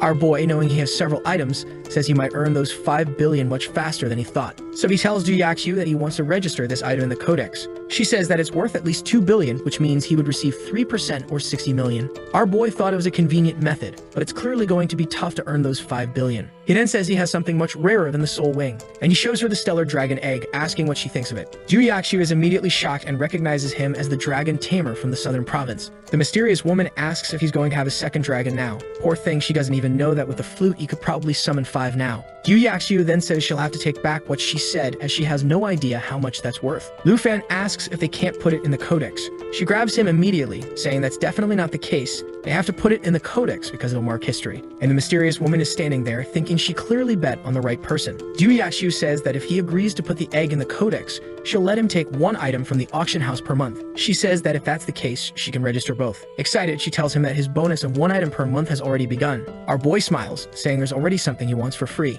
With that, he leaves the room. Obviously, he chose the scroll for free, so now he doesn't owe the curvy one anything. She's angry since he paid off the debt so quickly, and she couldn't even take advantage of this favor. Our boy leaves, excited that now, once a month, he'll get a new item. At that moment, the treasure rankings begin to update, and he wonders if he'll show up. Suddenly, his egg appears as the #1 treasure. Everyone starts screaming in a frenzy, wanting to know why there was a real dragon egg there. And our boy realizes the value of the codex. After much effort, they finally escape the crowd. Our boy realizes that maybe he could have asked for more things. He asks the mysterious woman where her car is, but she spins the key and says they're back on the motorcycle. She tells him not to stall and to hop on. Our boy blushes a bit, seeing that she enjoys riding. Or maybe he's blushing for another reason, and she tells him to get on quickly. As soon as he mounts, she accelerates and tells him to hold on tight. On the way, she mentions that now that he's leveled up, he has 3 dragon slots. That's when she realizes that if he has 3 slots and was holding that egg, then he probably already has 2. He tells her to focus on the road, but she says that many people consider dragons to be like gods, and here he is so young, already having 3. Our boy simply asks why she's helping him and wants to know who she really is.